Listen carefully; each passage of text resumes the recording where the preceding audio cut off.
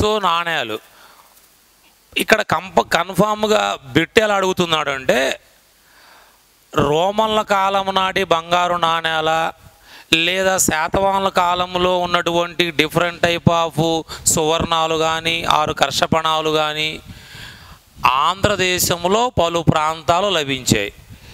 ఎక్కడ లభించాయి ఆ ప్లేసెస్ అన్నవి మ్యాచ్ ద ఫాలోయింగ్లో బిట్ అడుగుతున్నాడు.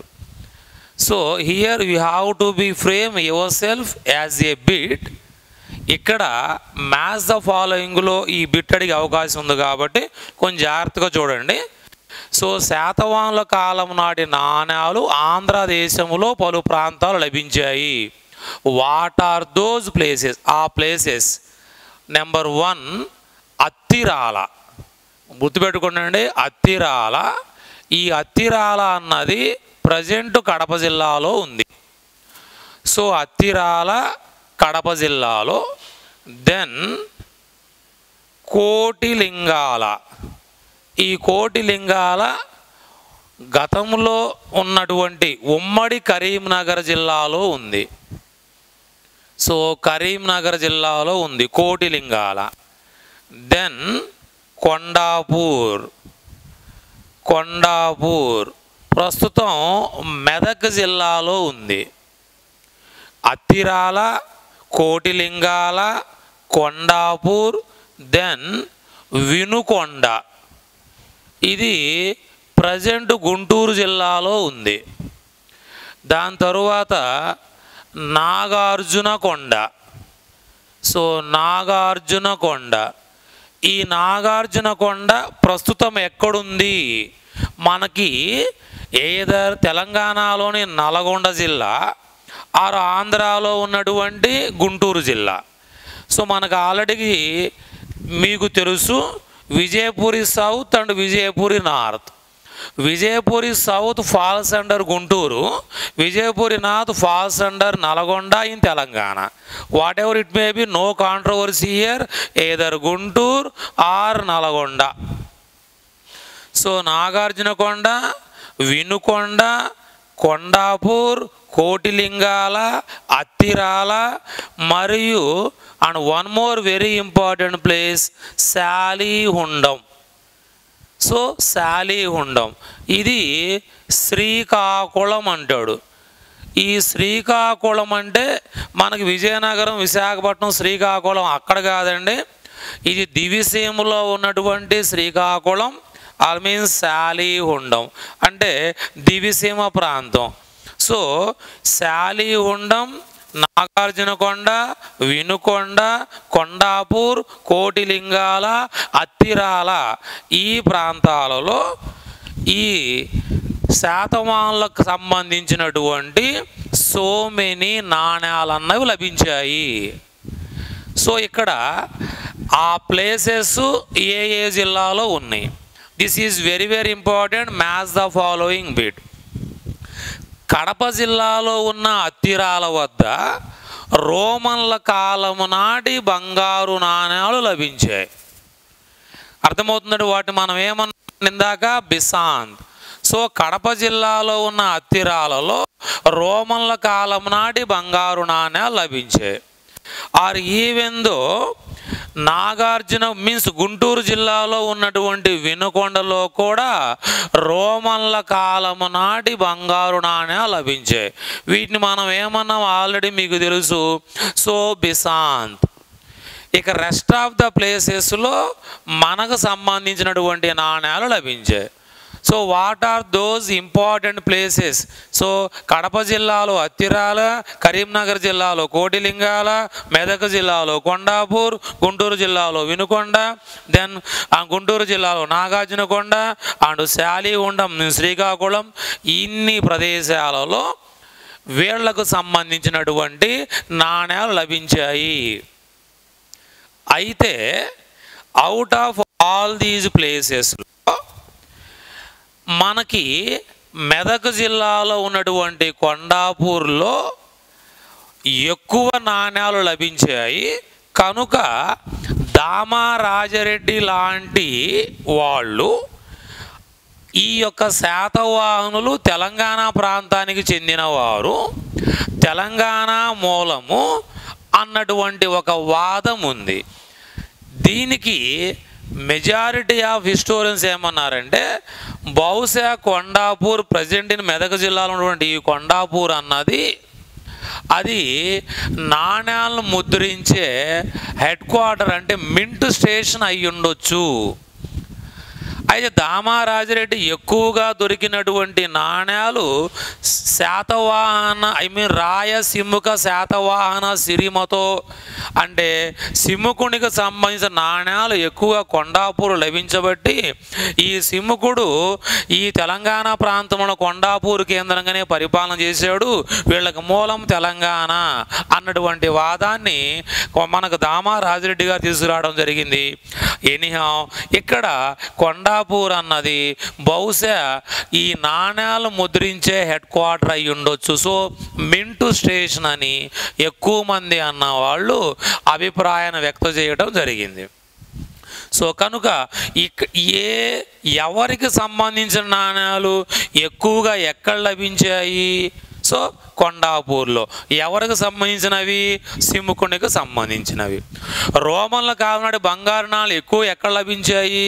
కడప జిల్లాలో ఉన్న అత్తిరాల అండ్ గుంటూరు జిల్లాలో ఉన్న వినుకొండ ప్రాంతాల్లో రోమన్ల కాలం నాటి బంగారు నాణ్యాలు లభించాయి. అంటే దీన్ని బేస్ చేసుకొని రోమన్లు శాతవాహనులతోటి విరివిగా వర్తక వ్యాపారాలు చేశారు. అయితే రోమన్లు శాతవాహనులతో విరివిగా వర్తక వ్యాపారాలు చేశారు కరెక్టే. అందుకే రోముకు చెందినటువంటి ఒక ప్రముఖ కవి ప్లీనీ అతని యొక్క గ్రంథమైనటువంటి న్యాచురల్ హిస్టరీలో ఐరోపా వారి బంగారం అంటే రోమన్ల బంగారం మొత్తం ఆంధ్రదేశానికి డంపు చేయబడింది అన్నాడు. అంటే శాతవాహనులతోటి వారు విరివిగా వర్తక వ్యాపారాలు చేశారు. అయితే ఎవరితో అంటే మలి శాతవాహనంలో గొప్పవాడైనటువంటి యజ్ఞశ్రీ శాతకనితో చేశారు. అంటే ఈ శాతవాహనుల్లో 27వ శాతవాహన రాజైన యజ్ఞశ్రీ శాతకని సంబంధించినటువంటి ఓడ ముద్ర ఉన్నటువంటి నాణ్యాలు, కొన్ని సందర్భాల్లో తెరచాప. తో ఈ తెరచాప 6 ఓడ ముద్ర ఉన్నటువంటి నాణ్యాలు ఎవరికి సంబంధించినవి? యజ్ఞశ్రీ శాతకర్ణికి సంబంధించినవి. ఆ యజ్ఞశ్రీ శాతకర్ణి విరివిగా వీరితో వర్తక వ్యాపారాలు చేశాడు అని చెప్పవచ్చు. ఫలితంగా వారి యొక్క బంగారం మొత్తం ఆంధ్రాలోకి డంపు చేయబడింది. అందుకే ప్లీనీ నేచురల్ హిస్టరీలో వాళ్ళ బంగారం మొత్తం ఇండియాకి డంపు చేయబడింది అని అన్నాడు. సో వీళ్ళ కాలం నాటి బంగారణాలు ఎక్కడెక్కడ లభించాయి? మనకి ప్లేసెస్ ఉన్నాయి.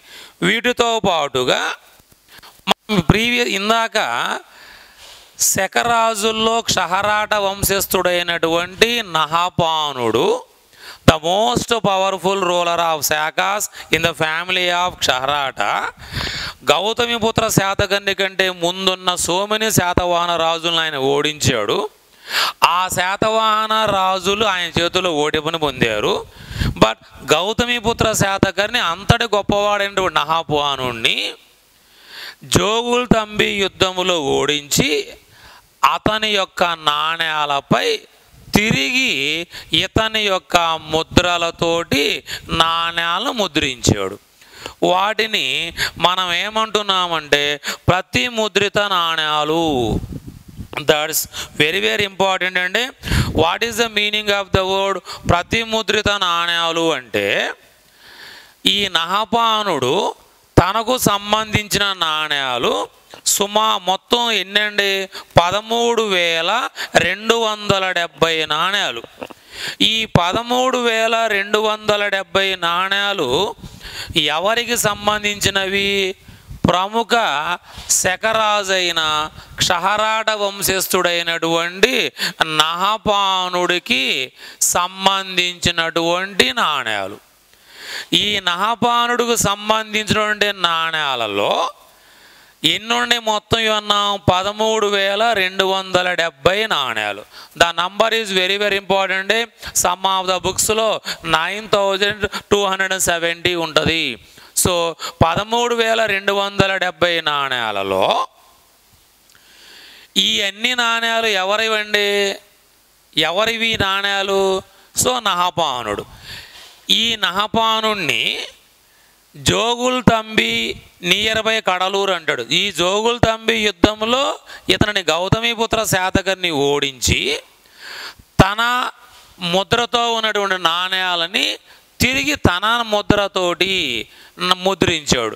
కనుక ఇలాంటి నాణ్యాలను ఏమంటాడంటే ప్రతి ముద్రిత నాణ్యాలు. టోటల్ 13,270. ఆల్రెడీ ఒకరి బొమ్మతోటి ముద్రించిన నాణ్యాలని తిరిగి ఈయన తన బొమ్మతో ముద్రించడం అన్నది జరిగింది, తన చిహ్నాలతో ముద్రించడం అన్నది జరిగింది. ఇలాంటి ప్రతి ముద్రిత నాణ్యాలు వెరీ వెరీ ఇంపార్టెంట్ అండి. దానితో పాటుగా ఫర్ ఎగ్జాంపుల్ యజ్ఞశ్రీ శాతకర్ణి ఓడముద్ర లేదా తెరచాప ఉన్నటువంటి బొమ్మతోటి ముద్రించినటువంటి నాణ్యాలు. దెన్ మొదటి శాతకర్ణి సక్సెస్ఫుల్గా మాల్వా, అస్మక, మొలక, అవంతి లాంటి రాజ్యాలని ఆక్రమించుకొని తన రాజ్యాన్ని ఫర్దర్ నిజామాబాద్ అంటే అస్మక టువర్డ్స్ ఈ వెస్ట్ అంటే అవంతి, మొలక లాంటి రాజ్యాల వైపు తన రాజ్యాన్ని విస్తరించి ఇవన్నిటినీ ఆయన ఆక్రమించుకొని దాంట్లో ముఖ్యంగా ఉజ్జయిని అంటే ఈ ప్రాంతాలపై విజయాన్ని సాధించినందుకు గుర్తుగా తను ముద్రించిన నాణ్యాల మీద ఉజ్జయిని పట్టణ తోరణాన్ని ఆ యొక్క నాణ్యాలపై ముద్రించాడు. సో ఇక్కడ ఎగ్జామ్లో ప్రతి ముద్రిత నాణ్యాలు అంటే గౌతమిపుత్ర శాతకర్ణి, ఓడ ముద్ర ఆరు తెరచాప ఉన్నటువంటి నాణ్యాలు అంటంతో ఎవరండి తెరచాపారు ఓడముద్ర అంటంతో ద మోస్ట్ ఇంపార్టెంట్ ఎవరండి Yajnashri Satakarni. Then one more Siri Satavahana సిరిమతో అన్న దాంతో నాణ్యాలను ముద్రించింది ఎవరండి సిముకుడు. అతనికి సంబంధించిన నాణ్యాలు ఎక్కువగా ఎక్కడ లభించాయండి సో మెదక్ జిల్లాలో కొండాపూర్. సో ఇక్కడ సిరి శాతవాహన సిరిమతో ప్రతి ముద్రిత నాణ్యాలు, తెరచాపార్ ఓడ ముద్ర ఉన్నటువంటి నాణ్యాలు అండ్ ఉజ్జయిని పట్టణ తోరణంతో నాణ్యాలు ముద్రణ, ఇవి మోస్ట్ ఇంపార్టెంట్. ఇక్కడ ఈ పాయింట్ ఆఫ్ వ్యూలో కూడా ఎగ్జామినేషన్లో మ్యాథ్స్ ద ఫాలోయింగ్లో బిట్ అడిగే అవకాశం ఉంది. సో ప్రతి ముద్రిత నాణ్యాలు ఎవరివి గౌతమిపుత్ర శాతకర్ణి. దెన్ తెరచాపారు ఓడ ముద్రికున్న నాణ్యాలు ఎవరివి యజ్ఞశ్రీ శాతకర్ణివి. రాయస్ శాతవాహన సిరిమతో ఎవరివి సిముకుడివి. దెన్ ఉజ్జయిని పట్టణ తోరణముతో సంబంధించిన ముద్రతోడి నాణ్యాలు ముద్రించింది ఎవరు మొదటి శాతకర్ణి. కనుక ఇలా కూడా మ్యాథ్స్ ద ఫాలోయింగ్లో మనం బిట్లు అడిగే అవకాశం ఉంది. సో బెటర్ రిమెంబర్ అండి, ఆ నాణ్యాలు ఎక్కడెక్కడ దొరికాయి డిఫరెంట్ ప్లేసెస్, అది ఒక మ్యాథ్స్ ద ఫాలోయింగ్లో బిట్టు. ఇటు ప్రతిముద్రిత రాయసింహక శాతవాహన ఓడ ముద్ర అండ్ ఉజ్జయిని పట్టణ తోరణ ఇలా కూడా మనకు మ్యాథ్స్ ద ఫాలోయింగ్లో బిట్ అడిగే అవకాశం ఉంది. యూ బెటర్ రిమెంబర్ అండి. సో ప్రతిముద్రిత నాణ్యాలు ఎన్నండి 13,270. సో ఇలా ఇక్కడ వీళ్ళ కాలము నాటి సో మెనీ నాణ్యాలు. సో ఎక్కువగా మనం ఇక్కడ కర్షపణాలు అంటాం. కర్ష అంటే రాగి, పణ అంటే వెండి. కర్షపణాలు 35 కర్షపణాలు ఈక్వల్ టు 1 సువర్ణము. That is the very very important. ఈ టోటల్ నాణ్యాల గురించి తెలియజేయు శాస్త్రము న్యూమిస్మాటిక్స్. నాణ్యాలపై ఉన్న ముద్రికలు ఆరు చిహ్నాలు లేదా సింబల్స్ వీటి గురించి తెలియజేయు శాస్త్రము సిగిలోగ్రఫీ. ఈ నాణ్యాలు ప్లస్ శాసనాలు ఇవి రెండు పురావస్తు ఆధారాలు. సో మనం శాతవాహన గురించి మాట్లాడటానికి ద మోస్ట్ ఇంపార్టెంట్ సోర్స్ ఏంటంటే పురావస్తు ఆధారాలు. ఈ పురావస్తు ఆధారాల కింద మనం శాసనాల గురించి, నాణ్యాల గురించి మాట్లాడటం మన జరిగింది. దెన్ కమ్ టు రెండవ ఇంపార్టెంట్ ఆధారాలు శాతవాహన గురించి మాట్లాడటానికి మన దగ్గర ఉన్నటువంటివి. ద నెక్స్ట్ వన్ ఈజ్ సాహిత్యపరమైనటువంటి ఆధారాలు. సాహిత్యపరం, మనం పురావస్తు ఆధారాల్లో నెంబర్ ఆఫ్ ఇంపార్టెంట్ శాసనాలు చెప్పాం, నాణ్యాల గురించి మాట్లాడాం. సో ఎలా బిట్లు అడిగే అవకాశం ఉంది మ్యాచ్ ద ఫాలోయింగ్లో అన్నది కూడా మనకు డిస్కస్ చేయడం జరిగింది. And one of the very important here given the clarity regarding the Kardamaka and Kshaharata both are in the Saka family శకరాజులు. సో కార్తమాక వంశస్థులు గొప్పవాడెవరు అండ్ క్షహరాట వంశస్థులు గొప్పవాడెవరు? తొలి శాతవాహనుల కాలంలో దీన్ని బేస్ చేసుకొని ఈ యొక్క శాతవాహన సామ్రాజ్యం ప్రతిష్టానపుర కేంద్రంగా పడమర వైపు ఎక్కువగా ఉంది. బట్ మలి శాతవాహనులు అంటే 24వ శాతవాహన చక్రవర్తి అలియాస్ వాసిష్ఠిపుత్ర శాతకర్ణి దగ్గర పులోమావి దగ్గర నుంచి సామ్రాజ్యం తీరాంధ్ర వైపుకి విస్తరించింది. ఆ తరువాత ధాన్యకటకం కేంద్రంగా వాళ్ళు పరిపాలన చేయడం అన్నది జరిగింది. That's very very important.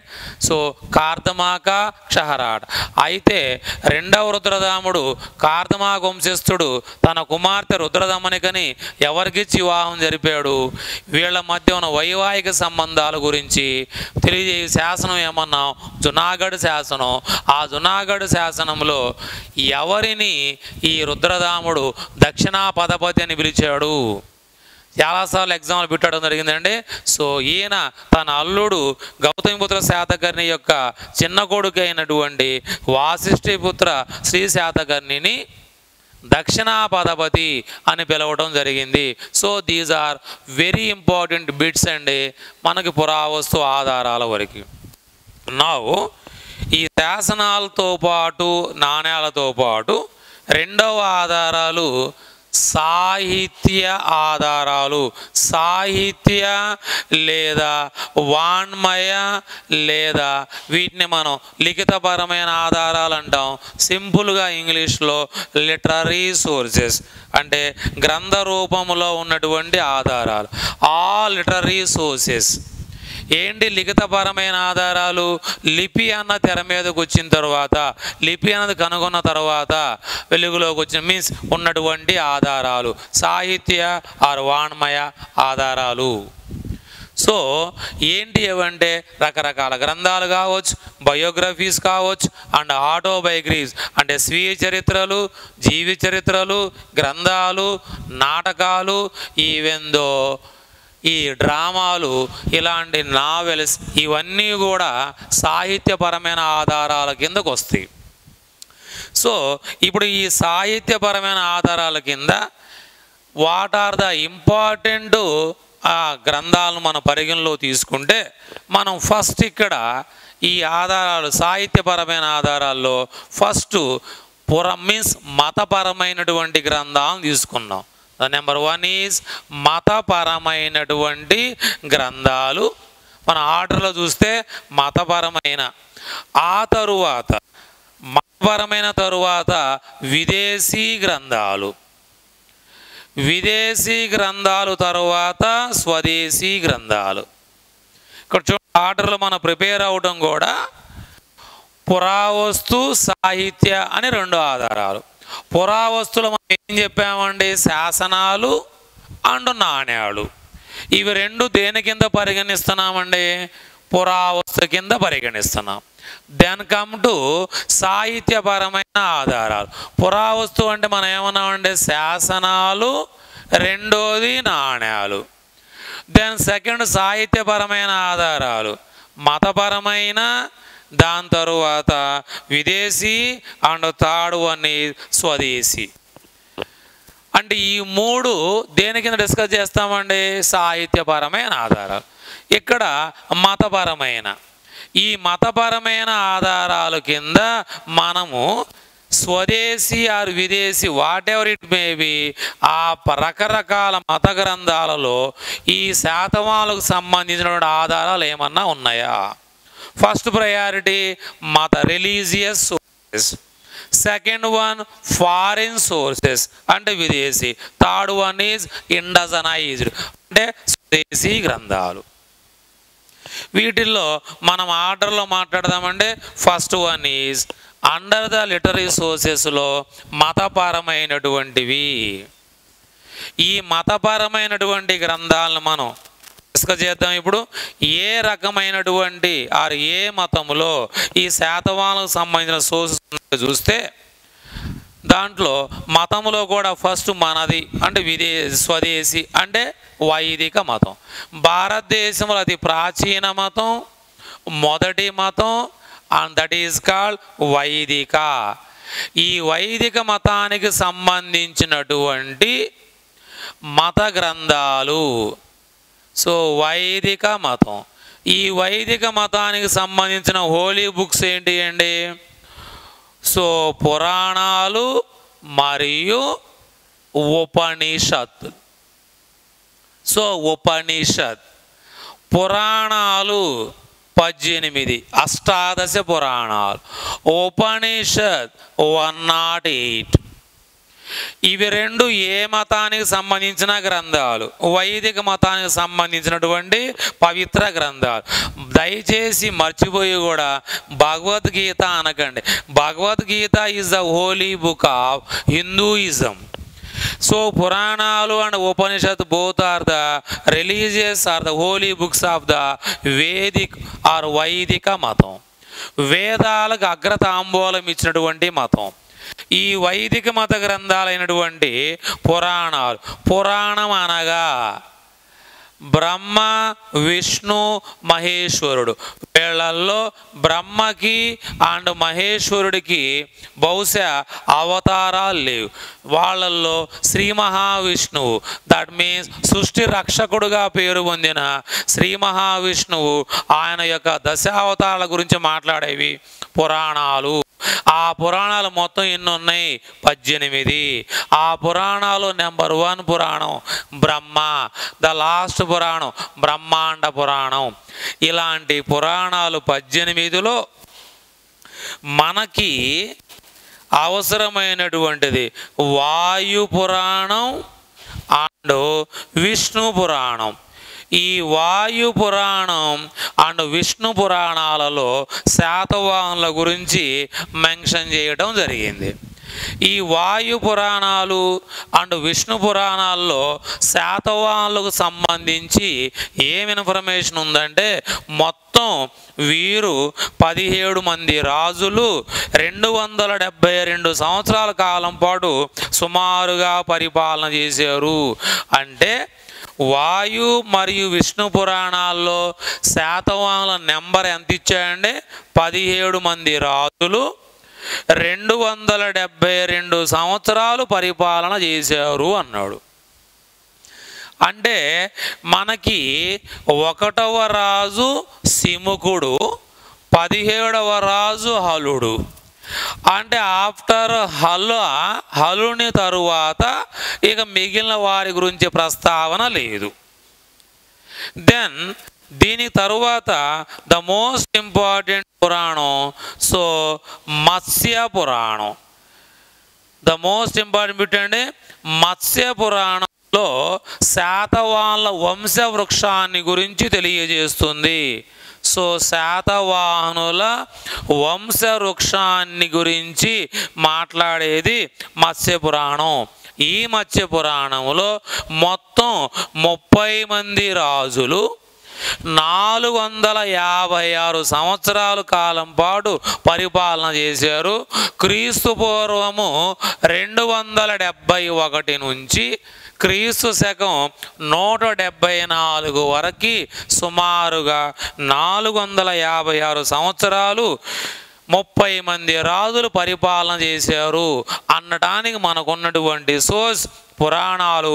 పురాణాలు ఏ పురాణం మాట్లాడుతుందంటే మత్స్య పురాణము. ఈ మత్స్య పురాణం శాతవాహనుల వంశ వృక్షాన్ని గురించి మాట్లాడుతుంది. మరి వాయు విష్ణు పురాణాల్లో 17 మంది శాతవాహన రాజులు 272 సంవత్సరాలు పరిపాలన చేయడం అన్న జరిగింది. ఇప్పుడు which is the major source for the Satavahanas dynasty గురించి మాట్లాడితే మత్స్య పురాణం. ఈ మత్స్య పురాణంలో మొత్తం ఎంతమంది రాజులు సుమారు ఎంతకాలం పరిపాలన చేశారు? 30 మంది రాజులు 456 సంవత్సరాల కాలం పాటు పరిపాలన చేశారు. ఇప్పుడు ఈ మత్స్య పురాణంలో ఉన్నటువంటి డేటాను బేస్ చేసుకొని ఆ 30 మంది రాజుల్లో 1 నుంచి 23 వరకు ఉన్న, అంటే 1వ రాజు ఎవరండి? సిముకుడు. 23వ రాజు ఎవరండి? మీన్స్ గౌతమిపుత్ర శాతకర్ణి. ఈ 1 నుంచి 23 వరకు ఉన్నటువంటి 23 మంది శాతవాహన చక్రవర్తుల్లో 17 మంది రాజులకు యొక్క శాసనాలను 17 మంది రాజులకు సంబంధించి ఇన్ఫర్మేషన్ ఉంది. అంటే మిగిలిన వారి ఇన్ఫర్మేషన్ పెద్దగా దీంట్లో అవైలబుల్లో లేదు. దెన్ ఇంకొక విషయం ఏంటంటే శాతవాహనుల్లో తొలిగా ఉన్నటువంటి శాతవాహనులు మలి శాతవాహనులకు సంబంధించి ఎక్కువ శాసనాలు లభించాయి. కానీ మధ్యలో ఉన్న వారి గురించి పెద్దగా శాసనాలు లేవు. For example Kanha or Krishna, మొదటి శాతకర్ణి, వీళ్ళకు సంబంధించిన ఎక్కువగా శాసనాలు ఉన్నాయి. దాని తరువాత 24వ శాతవాహన రాజు అయినటువంటి వాసిష్ఠిపుత్ర పులోమావి అలియాస్ 2వ పులోమావి, శివశ్రీ శాతకర్ణి నంబర్ 25, 27వ శాతవాహన రాజు అయినటువంటి యజ్ఞశ్రీ శాతకర్ణి, 28వ శాతవాహన రాజు అయినటువంటి విజయశ్రీ శాతకర్ణి, 29వ శాతవాహన రాజు అయినటువంటి చండశ్రీ శాతకర్ణి, 30వ శాతవాహన రాజు అయినటువంటి 3వ పులోమావి, అతనికి సంబంధించిన మేకధోని శాసనం. అంటే మనం ఇవన్నీ అబ్జర్వ్ చేస్తే శాతవాహనుల్లో మొదటి శాతవాహనులు చివరి మలి శాతవాహనులకు సంబంధించి ఎక్కువ శాసనాలు లభించాయి. కానీ మధ్యలో వాటి గురించి పెద్దగా శాసనాలు అవైలబుల్లో లేవు. ఈ అంశాన్ని మీరు కంపల్సరిగా గుర్తుపెట్టుకోవాలి. అలాంటి శాసనాల్లో శాతవాహనుల వంశవృక్షాన్ని గురించి మాట్లాడుతుంది పురాణము.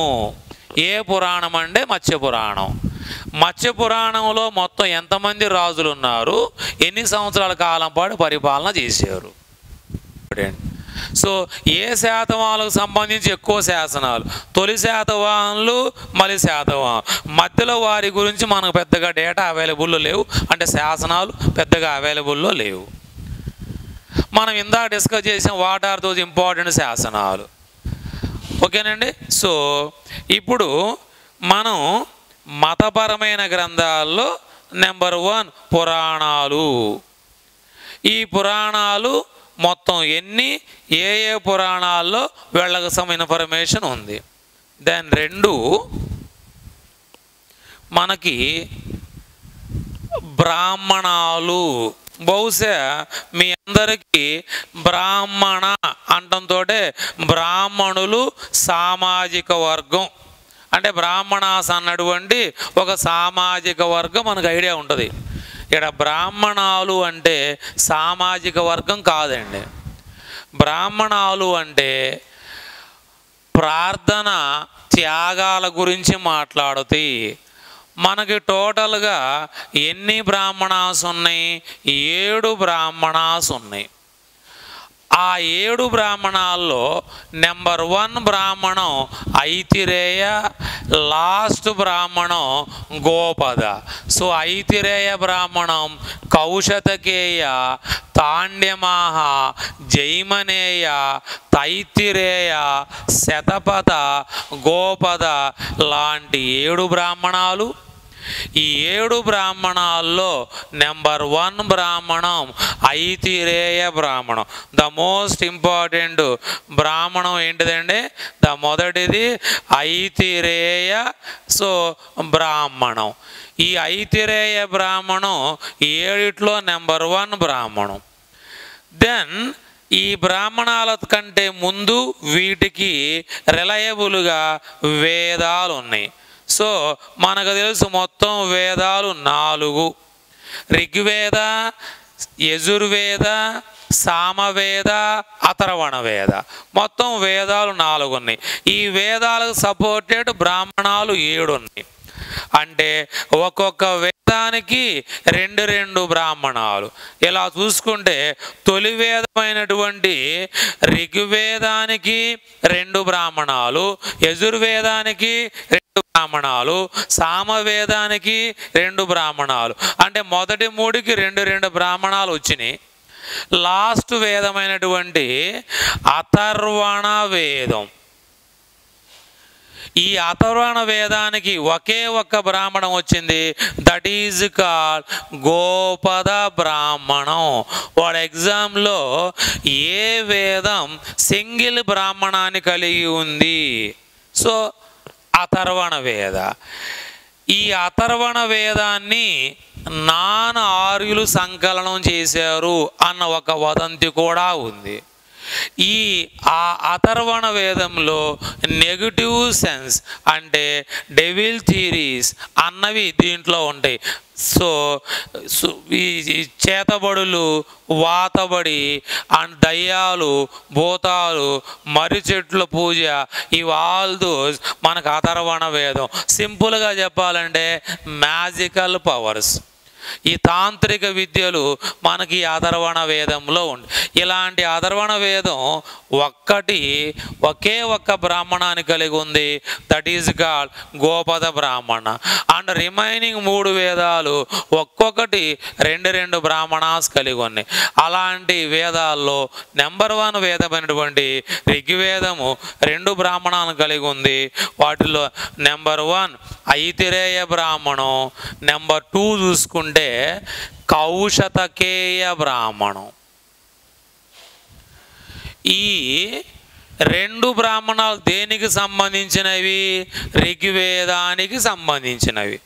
ఈ 2 వేదాల్లో ఈ 2 బ్రాహ్మణాలు దేనికి ఋగ్వేదం కన్నా ఈ 2 బ్రాహ్మణాస్లో నెంబర్ 1 బ్రాహ్మణమైనటువంటి ఐతిరేయ బ్రాహ్మణం అన్నది దేనికి సపోర్ట్ అన్నాం?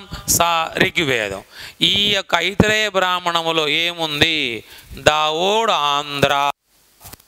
ఈ ఆంధ్ర అన్న పదం మొట్టమొదటిసారిగా దేంట్లో ఉంది ఏంటంటే ఐతిరేయ బ్రాహ్మణములో ఉంది.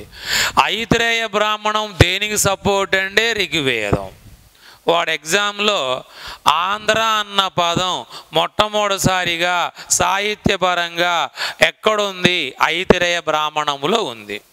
కానీ వాడు ఎగ్జామ్లో ఐతిరేయ బ్రాహ్మణం ఇవ్వకుండా ఋగ్వేదము, యజుర్వేదము, సామవేదము, అథర్వణ వేదం అన్నాడు. దెన్ అవర్ ఆన్సర్ ఈజ్ ఋగ్వేదం. ఏ వేదములో ఉంది అంటే ఋగ్వేదం. కానీ ఋగ్వేదములో ఉందా? ఋగ్వేదానికి సపోర్టెడ్గా ఉన్నటువంటి ఐతిరేయ బ్రాహ్మణులు ఉందా అంటే ఇది ఐతిరేయ బ్రాహ్మణములో ఉంది. సో ఈ ఐతిరేయ బ్రాహ్మణములో దావోడ్ ఆంధ్ర అంటే ఆంధ్ర అన్నది జాతి పేరని, శాతవాహన వంశనామని, వీళ్ళు ఆంధ్ర కేంద్రముగా పరిపాలన చేశారు. ఆంధ్ర శాతవాహనులు. వీరు విశ్వామిత్రుని శాపగ్రస్తులైన 50 మంది సంతానములో ఒక సంతానానికి జన్మించిన వారు ఆంధ్రులు. 6 అంధకులు, దరిద, పులింద, మూతిబాతి లాంటివారు. అంటే మనం ఎవరమండి అంటే విశ్వామిత్రుని శాపగ్రస్తులైన 50 మంది సంతానములో ఒక సంతానానికి జన్మించిన వారము అని అర్థం. అంటే మనకి ఈ సునస్సేపుని కథ అన్నటువంటి దానిలో విశ్వామిత్రుని యొక్క ఫ్రెండు మరొక ఆయన సునస్సేపుడు సో ఒకరోజు విశ్వామిత్రుడు ఆయన తపస్సు నిమిత్తం పోతున్న సందర్భంలో సునస్సేపుడు రావటం, ఆ సునస్సేపుడిని తన ఆశ్రమానికి పంపించడం, ఆ సునస్సేపుడు విశ్వామిత్రుడు ఆశ్రమానికి వెళ్ళినప్పుడు ఆ ఆశ్రమంలో ఉన్నటువంటి విశ్వామిత్రుని యొక్క సంతానం 50 మంది సునస్సేపుడిని సరిగా ట్రీట్ చేయకపోవడంతో కోపగస్తున్నటువంటి విశ్వామిత్రుడు తన సంతానాన్ని అనార్యులుగా మిగిలిపోండి అని శాపం పెట్టడం. అలా శాపగ్రస్తులైన విశ్వామిత్రుని 50 మంది సంతానములో ఒక సంతానానికి జన్మించిన వారు మనము. వారు అలా నార్త్ నుంచి సౌత్కి వచ్చి సౌత్లో ఆల్రెడీ ఉన్నటువంటి దరిద, పులింద, మూతిబాతి, పిశాచ లాంటి వారితోటి కలిసిపోయి ఆ ఇరువురికి జన్మించినటువంటి ఒక నూతనమైనటువంటి తెగే ఈ ఆంధ్రులు, 6 అందకులు. కనుక మనందరము శాపగ్రస్తులైనటువంటి విశ్వామిత్రుని సంతానానికి జన్మించిన వారముగా చెప్పవచ్చు. ఇప్పుడు ఇదంతా ఎక్కడ మాస్టారు? ఐతిరేయ బ్రాహ్మణం. ఈ ఐతిరేయ బ్రాహ్మణములు ఏముంది? ఆంధ్ర. మనం ప్రీవియస్ శాసనాల్లో మాట్లాడేటప్పుడు ఆంధ్ర అన్న పదం మొట్టమొదటిసారిగా ఏ శాసనములో ఉందంటే మైదవోలు శాసనం. వాడు ఎగ్జామ్లో the word Andhra is there first in which శాసనం ఇన్స్క్రిప్షన్ అడిగితే ప్రముఖ పల్లవ రాజు అయిన శివస్కంద వర్మ యొక్క మైదవోలు శాసనం. ఆంధ్ర అన్న పదం మొట్టమొదటిసారిగా ఏ గ్రంథములో ఏ వేదములో ఉంది అంటే ఋగ్వేదం, ఏ బ్రాహ్మణములో ఉంది అంటే ఐతిరేయ బ్రాహ్మణం. సో ఇవన్నీ మతపరమైనటువంటివి, సో సాహిత్యపరమైనటువంటి ఆధారాలు. కనుక ఐతిరేయ బ్రాహ్మణం. ఈ ఐతిరేయ బ్రాహ్మణం వేదాలు, దానికంటే మనం ముందు డిస్కస్ చేసినటువంటి పురాణాలు, ఇవన్నీ కూడా వైదిక మతానికి సంబంధించినటువంటివి అండ్ కమ్స్ అండర్ మతపరమైనటువంటి గ్రంథాలు. సో ఇలా మతపరమైనటువంటి గ్రంథాల్లో ఐతిరేయ బ్రాహ్మణంలో అండ్ పురాణాలైనటువంటి విష్ణు అండ్ వాయు అండ్ మత్స్య పురాణాలలో ఈ శాతవాహనులకు సంబంధించినటువంటి సోర్స్ మనకు ఉన్నాయి.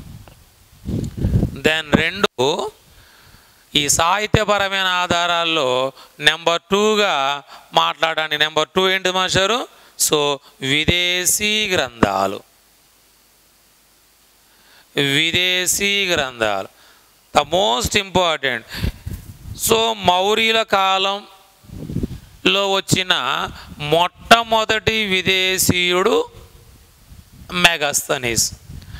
ఆ మెగస్తనీస్ రాసినటువంటి ఇండికా గ్రంథం, మెగస్తనీస్ రాసినటువంటి ఇండికా అన్నటువంటి గ్రంథం మొట్టమొదటి విదేశీ గ్రంథం శాతవాహనులకు సంబంధించినటువంటిది. Which is the first foreign source regarding the Satavahanas, that is called Indica. ఈ ఇండికా గ్రంథాన్ని ఎవరు రాశారు? So Megasthenes. ఎవరండి Megasthenes? Is a famous Greek.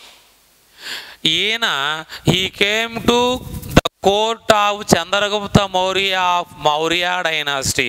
Maurya వంశానికి చెందిన చంద్రగుప్త మౌర్యుని ఆస్థానానికి వచ్చినటువంటి ఒక ప్రముఖ గ్రీకు సెల్యూకస్ నికెటర్ తరపున తన రాయబారిగా ఈయన ఆస్థానానికి వచ్చాడు.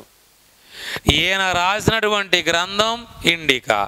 ఈ ఇండికా అన్నది శాతవాహనులకు సంబంధించిన మొట్టమొదటి విదేశీ గ్రంథం. లింక్ ఇండియన్ హిస్టరీలో మౌర్యుల కాలంలో వచ్చిన మొట్టమొదటి విదేశీ యాత్రికుడు ఎవరండి? So Megasthenes. ఈ మెగస్తనీస్ రాసినటువంటి ఇండికా గ్రంథములో ఉన్నటువంటి 3 ప్రధానమైన అంశాలు ఉన్నాయి. ఈ గ్రంథం ఏ భాషలో ఉంది మాస్టారు? సో గ్రీకులో ఉంది. గ్రీకు అన్నది భాష, గ్రీసు అన్నది దేశం. మనకి ప్రపంచంలో అతి ప్రాచీన భాషల్లో గ్రీకు అండ్ లాటిన్. సో ఇది ఏ భాషలో ఉంది? గ్రీకు భాషలో. ఎవరు రాశారు? మెగస్తనీస్. మెగస్తనీస్ ఎవరు? సెల్యూకస్ నికేటర్ తరపున రాయబారిగా వచ్చాడు. సెల్యూకస్ నికేటర్ ఎవరు? అలెగ్జాండర్ యొక్క సేనాని. ఎవరి ఆస్థానానికి? చంద్రగుప్త మౌర్యుడు ఆస్థానానికి. ఏం తీసుకొచ్చాడు రాయబారిగా? సెల్యూకస్ నికేటర్ యొక్క కుమార్తె అయినటువంటి హెలెనాను వివాహానికి సంబంధించి ఈ రాయబారం మోసుకొని వచ్చాడు. ఈయన కొంతకాలం ఎవరి ఆస్థానములో ఉన్నాడు? చంద్రగుప్తుడి ఆస్థానములో ఉన్నాడు. తన ఎక్స్పీరియన్స్ మొత్తాన్ని ఈ గ్రంథములో రాసాడు. ఈ గ్రంథం యొక్క ఒరిజినల్ ప్రతులు చాలా వరకు పోయినాయి. వాటిలో ఏవే ఒకటో రెండు ఉన్నాయి. దాన్ని బేస్ చేసుకొని మనం మాట్లాడుతున్నాం. ఇది శాతవాహనులకు సంబంధించిన మొట్టమొదటి విదేశీ గ్రంథం. ఈ గ్రంథములో ఏముంది? దీంట్లో ఉన్నటువంటి 3 ప్రధానమైనటువంటి అంశాలు. ఈ ఇండికా గ్రంథములో ఉన్న 3 ప్రధానమైనటువంటి అంశాలు. నెంబర్ 1, ఈ ఇండికాలో 3 అంశాలు ఉన్నాయండి. ఒకటి, భారతదేశంలో ఉత్తరాన మౌర్యులు కావేరీ నదికి దిగువన సంగమ రాజులు. ఈ సంగమ రాజ్యానికి మౌర్యులకు మధ్య కృష్ణా తీర ప్రాంతములో శాతవాహనులు ఉన్నారు. నెంబర్ 1 అండి. అంటే ఈ శాతవాహనులు మౌర్యులకు సామంతులు అని ఇక్కడ అర్థం. అంటే కావేరీ నదికి డౌన్లో సంగమ, ఈ కావేరీ నది ఎగువే మనం శాత సామ్రాజ్యం ఎక్స్టెండ్ అయిందని మనం ఇందాక చెప్పుకున్నాం. సో కావేరీ నదికి దిగువ సంగమ అండ్ ఉత్తర భారతదేశంలో పాటలీపుత్ర కేంద్రంగా మగధ సామ్రాజ్యం. ఈ రెండింటికి మధ్య కృష్ణా తీర ప్రాంతంలో శాతవాహనులు మౌర్యులకు సామంతులుగా ఉన్నారు. దెన్ మౌర్యుల కాలంలో 7 సామాజిక వర్గాలు అన్నది ఒకటి.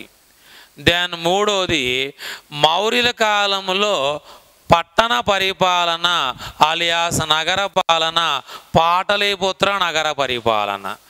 సో మనకిక్కడ పాటలీపుత్ర నగర పరిపాలన, మౌర్యుల కాలం నాటి సమాజం మనకి ప్రస్తుతం అప్రస్తుతం, ఈ 2 అంశాలు కూడా ఇండికాలో ఉన్నాయి. అండ్ ద మోస్ట్ ఇంపార్టెంట్, శాతవాహనులకు సంబంధించి వీరు మౌర్యుల సామంతులుగా చెప్పాడు. ఈ శాతవాహనులకి మొత్తం 30 దుర్గాలు ఉన్నాయని, మొత్తం ఎన్ని దుర్గాలండి? సో 30 దుర్గాలు ఉన్నాయని. ఓకేనా? వీరు దాదాపుగా 1,00,000కు పైబడి సో పదాది దళం ఉన్నట్లుగా ఈ యొక్క శాతవాహనులకు సంబంధించి మెగస్తనీస్ ఇండికా గ్రంథంలో చెప్పొచ్చు. ఈ మెగస్తనీస్ రాసినటువంటి ఇండికా గ్రంథం the best important, very very important గ్రంథం. మౌర్యులకు శాతవాహనులకు సంబంధించిన మొదటి విదేశీ గ్రంథం. ఈ గ్రంథంలో శాతవాహనులకు సంబంధించి ఆయన ఏం మెన్షన్ చేశాడు? That's very very important. Indica ఇది మొట్టమొదటి విదేశీ గ్రంథం. దెన్ నాట్ ఓన్లీ ఇండికా అండి, and one more very important, Periplus of the Erythraean Sea. రెండోది ఏంటిదండి? Periplus of the Erythraean Sea. ఈ Periplus of the Erythraean Sea అన్నటువంటిది ఒక అనామిక నావికుడు, ఒక అన్నోన్ సెయిలర్ రాసినటువంటిది. ఎవరో సంథింగ్ ఎర్ర సముద్రంపై ప్రయాణం చేస్తున్నప్పుడు ఆయన ఈ గ్రంథాన్ని రాయటం అన్నది జరిగింది. ఆ తరువాత ఆ సముద్రములో జరిగిన ఒడిదుడుకుల వలన బహుశా ఆ నౌక మునిగిపోయి ఉండొచ్చు. కానీ ఆయన రాసినటువంటి ఆ గ్రంథం అది రెడ్ ఇన్ కలర్లో ఉందండి. ఆ బుక్, ఆ పెట్టె ఒకటి దొరికింది. ఆ పెట్టె ఓపెన్ చేస్తే ఈ గ్రంథం ఉంది. దీంట్లో శాతవాహనులకు సంబంధించినటువంటి కొన్ని అంశాలు ఉన్నాయి. దీన్ని మనం ఏమంటామంటే ఎర్ర సముద్రంపై ఒక దినచర్య. ఈ గ్రంథం ఎవరిదండి? నావికుడు పేరు లేదు కాబట్టి అనామికుడు, ఒక పేరు లేనటువంటి ఒక సెయిలర్ రాసినటువంటిది Periplus of the Erythraean Sea. కొన్ని సందర్భంలో ఎర్ర సముద్రంపై ఒక దినచర్య. ఏ భాషలో ఉంది? So Greek. ఈ యొక్క పెరిప్లస్ ఆఫ్ ద ఎథియన్ సీలో శకులకు మరియు శాతవాహనులకు మధ్య సంఘర్షణ గురించి ఇక్కడ మెన్షన్ చేయడం జరిగింది. ఈవెందో శకులకి శాతవాహనులకు మధ్య వైవాహిక సంబంధాలను కూడా దీంట్లో మెన్షన్ చేయడం జరిగింది. Very very important. Periplus of the Erythraean Sea ఎవరు రాశారు? ఏ భాషలో రాశాడు? దీని తెలుగులో మనం ఏమన్నాం? ఎర్ర సముద్రంపై ఒక దినచర్య.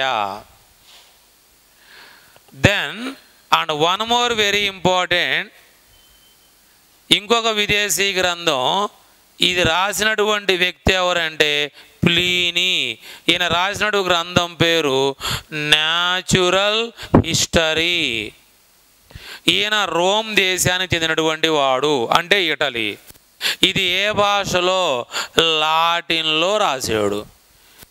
ఈయనే యూరోపియన్ల ఐరోపా వాసుల బంగారం మొత్తం భారతదేశంలోకి డంపు చేయబడింది అన్నటువంటి స్టేట్మెంట్ ఎవరిదండి? ఈ ప్లీనీది. అంటే రోమన్లు విరివిగా భారతదేశంతో వర్తక వ్యాపారాలు చేశారు. భారతదేశంతో అంటే ఎవరితో అండి? శాతవాహనులు.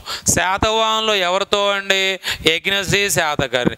కనుక వీరికి సంబంధించిన బంగారు నాణ్యాలు ఆంధ్రాలోని సోమెని ప్రాంతాల్లో లభించాయి.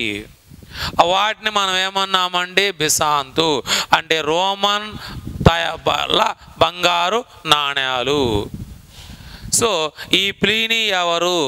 రోముకు చెందిన ఆయన. ఏ భాషలో రాశాడు? లాటిన్ భాషలో రాశాడు. So Pliny's Natural History, unknown నావికుడు రాసినటువంటి Periplus of the Erythraean Sea, Megasthenes రాసినటువంటి the Indica, and one more Claudius Ptolemy. Claudius Ptolemy రాసిన a guide to geography. A guide to Geography.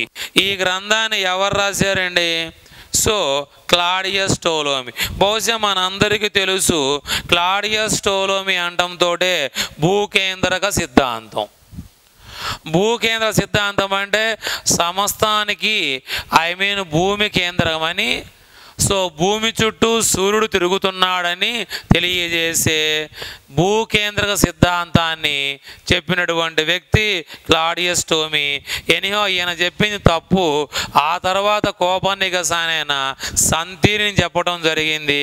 మొత్తం సూర్యుడు కేంద్రమని, సూర్యుడు ఒక నక్షత్రమని, భూమి గ్రహమని, గ్రహాలకు స్వయం ప్రకాశ శక్తి ఉండదని, అందుకని అవి నక్షత్రాలైన దాంట్లో అత్యంత ముఖ్యమైన సూర్యుని చుట్టూ తిరుగుతున్నాడన్నటువంటి సంతీరి గురించి కోపర్నికస్ తర్వాత ప్రూవ్ చేయడం జరిగింది. ఆ కోపర్నికస్ కంటే ముందు ఈ క్లాడియస్ టోలోమీ ఆయన భూకేంద్ర సిద్ధాంతాన్ని చెప్పాడు. ఆయన రాసినటువంటి గ్రంథమే ఏ గైడ్ టు జియోగ్రఫీ. ఈ గైడ్ టు జియోగ్రఫీలో కూడా ఈ శాతవాహనులకు సంబంధించినటువంటి అంశాలను గురించి మెన్షన్ చేయడం జరిగింది. So a guide to geography, Periplus of the Erythraean Sea, Natural History, even though indica.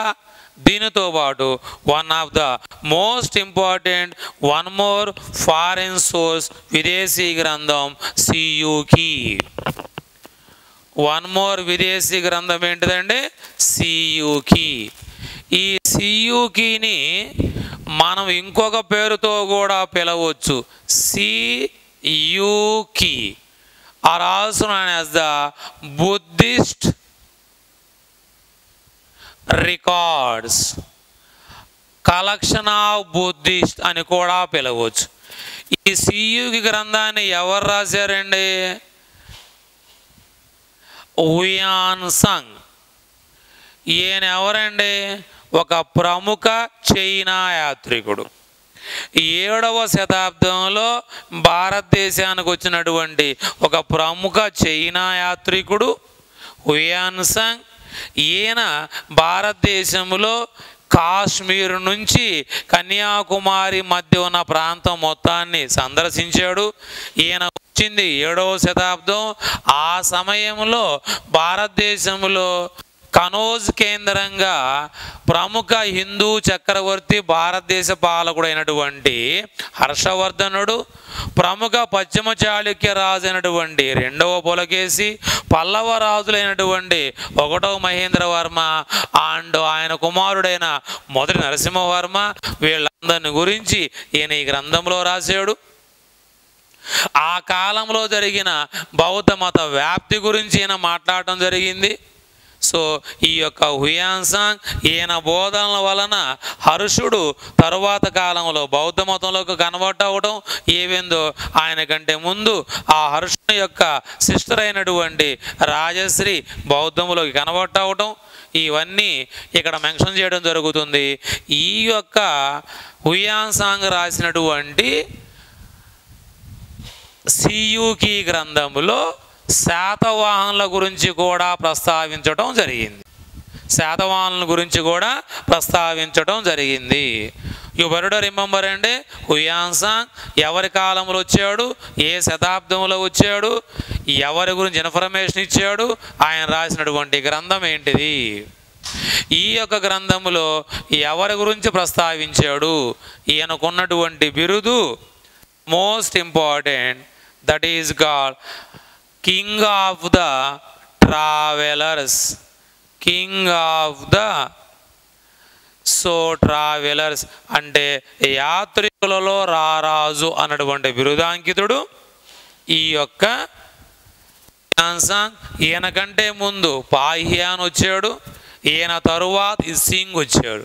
వీళ్ళ ముగ్గురు భారతదేశంలో ఉన్న బౌద్ధ మతానికి సంబంధించిన, గౌతమ బుద్ధునికి సంబంధించినటువంటి ప్రదేశాలని చూడటం కోసం వచ్చి వారి యొక్క ఎక్స్పీరియన్స్ని గ్రంథ రూపంలో రాయటం అన్నది జరిగింది. వాళ్ళల్లో హుయాన్సాంగ్ రాసినటువంటి ఈ సియుకి అన్నది this is one more the foreign source of the Satavahanas. సో మనం ఇక్కడ శాతవాహనులకు సంబంధించినటువంటి విదేశీ గ్రంథాలలో Siyuki, Periplus of the Erythraean Sea, Natural History, then a guide to geography and Indica, ఈ 5 విదేశీ గ్రంథాలు శాతవాహనుల గురించి తెలియజేస్తుంది. అంటే శాతవాహనులకు సంబంధించి ప్రస్తావన ఈ విదేశీ గ్రంథాల్లో కూడా ఉంది. దెన్ కమ్ టు శాతవాహనులకు సంబంధించినటువంటి స్వదేశీ గ్రంథాలు. మనం సాహిత్యపరమైన ఆధారాల్లో నెంబర్ 1 మత గ్రంథాలు చెప్పాం, విదేశీ మాట్లాడాం. ద లాస్ట్ ఇన్ ద సాహిత్యపరమైన ఆధారాల్లో స్వదేశీ గ్రంథాలు, that means indigenized sources. What are the books written by the indigenized, చరిత్రకారులు రాసినటువంటి పుస్తకాలు స్వదేశీ గ్రంథాలు. ఏంటి వాట్ ఆర్ దో స్వదేశీ? ఇక్కడ ఈ స్వదేశీ గ్రంథాల్లో ఎక్కువగా మనకి మ్యాచ్ ద ఫాలోయింగ్ బిట్ అడుగుతున్నాడు. ఏంటి ఆ స్వదేశీ గ్రంథాలు? వీటిల్లో మనం సమ్ ఇంపార్టెంట్ బుక్స్ గురించి మాట్లాడదాం. నెంబర్ 1 బృహత్ కథ. బృహత్ కథ, ఈ బృహత్ కథని రాసినది ఎవరంటే గుణాఢ్య. సో గుణాఢ్యుడు రాశాడు. ఎవరి గుణాఢ్యుడు, ఏ భాషలో ఈ గ్రంథాన్ని రాశాడు అంటే ఈ గుణాఢ్యుడు ప్రముఖ శాతవాహన రాజైనటువంటి 13వ శాతవాహన రాజైన కుంతల శాతకర్ణి ఆస్థానములో ఉన్నవాడు. ఎవరండి? కుంతల శాతకర్ణి. ఈయన నంబర్ 13. 13వ శాతవాహన రాజైన కుంతల శాతకర్ణి ఆస్థానంలో ఉన్నటువంటి ఒక కవి గుణాఢ్యుడు. ఏ భాషలో రాశాడు ఈ బృహత్ కథ? దట్ మీన్స్ ఏ భాషలో అంటే ప్రాకృతం. ఏ ప్రాకృతంలో రాశాడు? పైశాచిక ప్రాకృతం. పైశాచిక. ఈ పైశాచిక ప్రాకృతం ప్రస్తుతం మీన్స్ మనం మాట్లాడే తెలుగుకు మూలం. ప్రపంచంలో మొట్టమొదటిసారిగా చదవటం రాయటం చేసిన వారు పిశాచులు. వారి యొక్క భాష పైశాచికం. ఈయన పైశాచిక ప్రాకృతములో రాశాడు. ఒక నుండి ఏ గ్రంథాన్ని రాశాడు? బృహత్ కథ. బృహత్ అంటే మోర్ దాన్ 1, అంటే 7 కథలు. అంటే 7 కథలు, 7 స్టోరీస్ అండ్ టోటల్ 7000 శ్లోకాస్. దాదాపుగా 7000 శ్లోకాలతో, 7 కథలతో, 7 లుంబకాలలో. అంటే లుంబకము అంటే ఒక అధ్యాయం. అంటే మొత్తం ఎన్ని అధ్యాయాలు? 7 అధ్యాయాలు.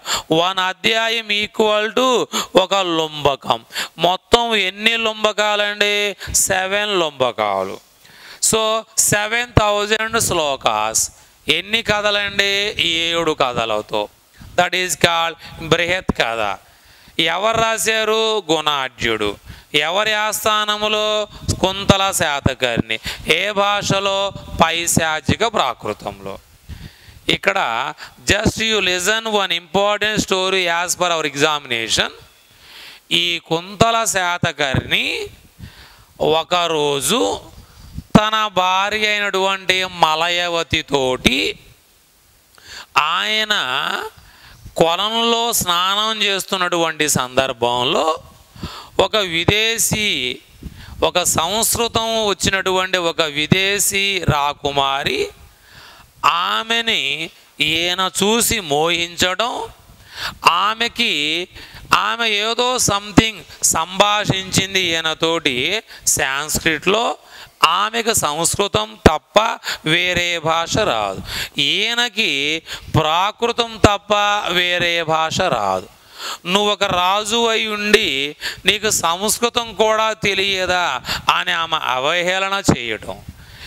ఈయన ఇమ్మీడియట్గా తన ఆస్థానానికి వెళ్ళి సభాముఖంగా, మీరు ఏం చేస్తారో తెలియదు, వితిన్ 6 మాసాలలో నేను సంస్కృతం నేర్చుకోవడానికి అనువుగా మీరు గ్రంథాన్ని రాయండి అని తన ఆస్థాన విద్వాంసులకి ఆయన ఆర్డర్ పాస్ చేయడం జరిగింది. అతని ఆస్థానంలో గుణాఢ్యుడు, శర్వవర్మ, ఈవెందో వాత్సాయన్ లాంటి మేధావులైనటువంటి సోమిని కవులు ఉన్నారు. వాళ్ళల్లో ఒకడు గుణాఢ్యుడు. ఈయన ఈ బృహత్ కథను రాశాడు. ఇప్పుడు ఈ బృహత్ కథలో మనం ఏమన్నా మొత్తం 7 లుంబకాలు ఉన్నాయి. ఆయన చెప్పింది ఇలా రాజు అంటే కుంతల శాతకర్ణి ఏం చెప్పాడు? 6 మాసాల్లో నేర్చుకోవడానికి, సంస్కృతం నేర్చుకోవడానికి అనుకూలంగా ఒక గ్రంథాన్ని రాయండి అన్నాడు. ఇప్పుడు ఈయన వర్షన్ ఏంది? నాట్ పాసిబుల్, 6 మాసాల్లో నేర్చుకోవడానికి అనువుగా సంస్కృతంలో గ్రంథం రాయడం సాధ్యం కాదు అని ఈయన బృహత్ కథ రాశాడు. అయితే ఈయన ప్రభువు ఏం చెప్పాడు, ఈయన ఏం చేశాడు? ఆయనేమో సంస్కృతంలో రాయమంటే ఈయనేమో ప్రాకృతంలో రాశాడు. ఇమ్మీడియట్గా ఈ గ్రంథం రాసిన తర్వాత ఇలా ప్రభు కుంతల శాతకర్ణి ఈయనని తిట్టడం, నేను చెప్పింది ఏంటి, నువ్వు చేసింది ఏంటిది తిట్టడంతో అవమానానికి గురైనటువంటి ఈ గుణాఢ్యుడు ఒక్కొక్క లుంబకాన్ని అగ్నికి ఆహుతి చేస్తుండగా అలా మొదటి 6 లుంబకాలు అగ్నికి ఆహుతి చేశాడు. 7వ అధ్యాయం లుంబకాన్ని కూడా అగ్నికి ఆహుతి చేయబోతున్న సందర్భంలో కుంతల శాతకర్ణి వచ్చి ఆపటం జరిగింది.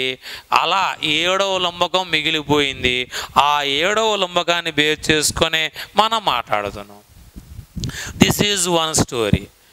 ఇక్కడ ఇంకోటి ఏముంటుందంటే, కుంతల శాతకర్ణి ఆ 7 లుంబకాలను తగలబెడుతుంటే ఈయన వచ్చి ఒక లుంబకాన్ని ఆపటం జరిగింది. అంటే కుంతల శాతకర్ణి తగలబెట్టాడా, లేదా గుణాఢ్యుడే తనకు తనిగా ఈ యొక్క అధ్యాయాలను తగలబెట్టాడా? మొత్తానికి తగలబెట్టడం జరిగింది, అగ్నికి ఆహుతి చేయటం. బట్ ఒక లుంబకం మిగిలింది. ఆ లుంబకాన్ని బేస్ చేసుకొని, అధ్యాయాన్ని బేస్ చేసుకొని మనం ఇక్కడ మాట్లాడటం జరుగుతుంది. సో ఎనీహౌ గుణాఢ్యుడు ఈ పుస్తకాన్ని ఏ భాషలో, ఎన్ని శ్లోకాలు, ఎన్ని లుంబకాలు ఉన్నాయి, దేన్ని బేస్ చేసుకొని అసలు ఈ పుస్తకం రాయవలసిన అవసరం ఏంటిది?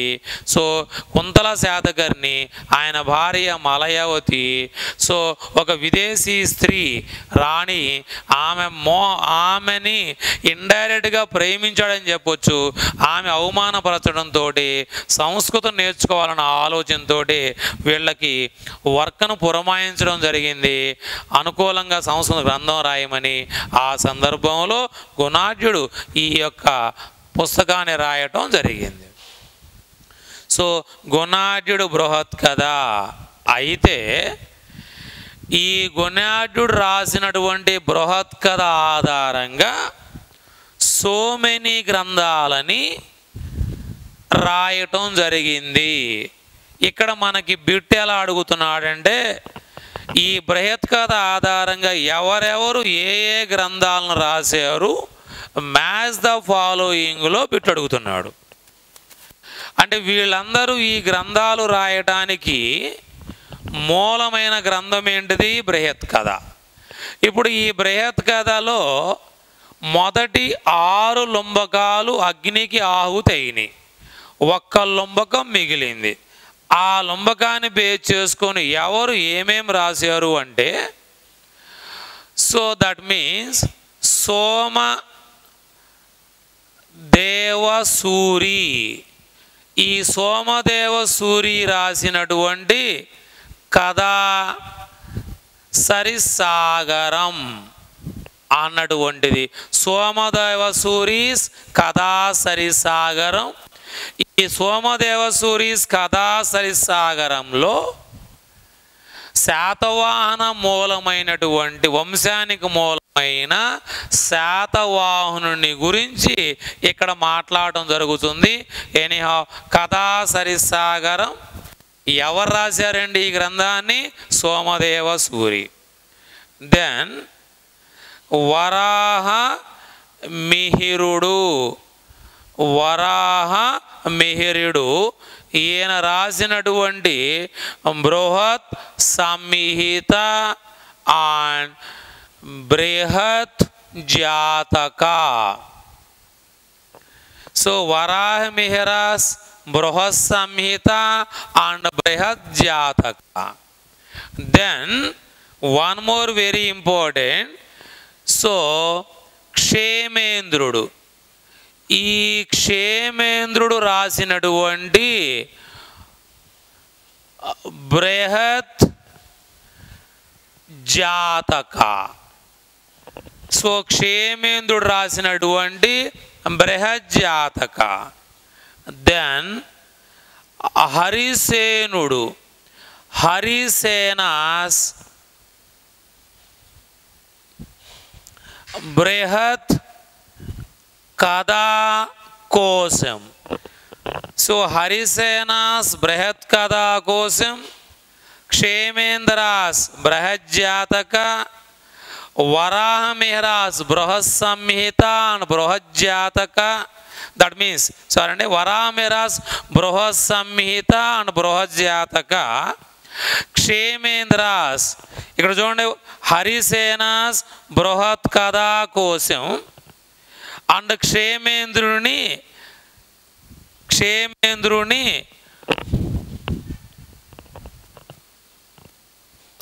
సోమదేవాస్ కథాసరిసాగరం వరామి బృహత్ సంహిత అండ్ బృహజ్జాతక హరిసేనుని బృహత్ కథా కోశం. Then one more very important, Vishnu Sharma యొక్క పంచతంత్రం,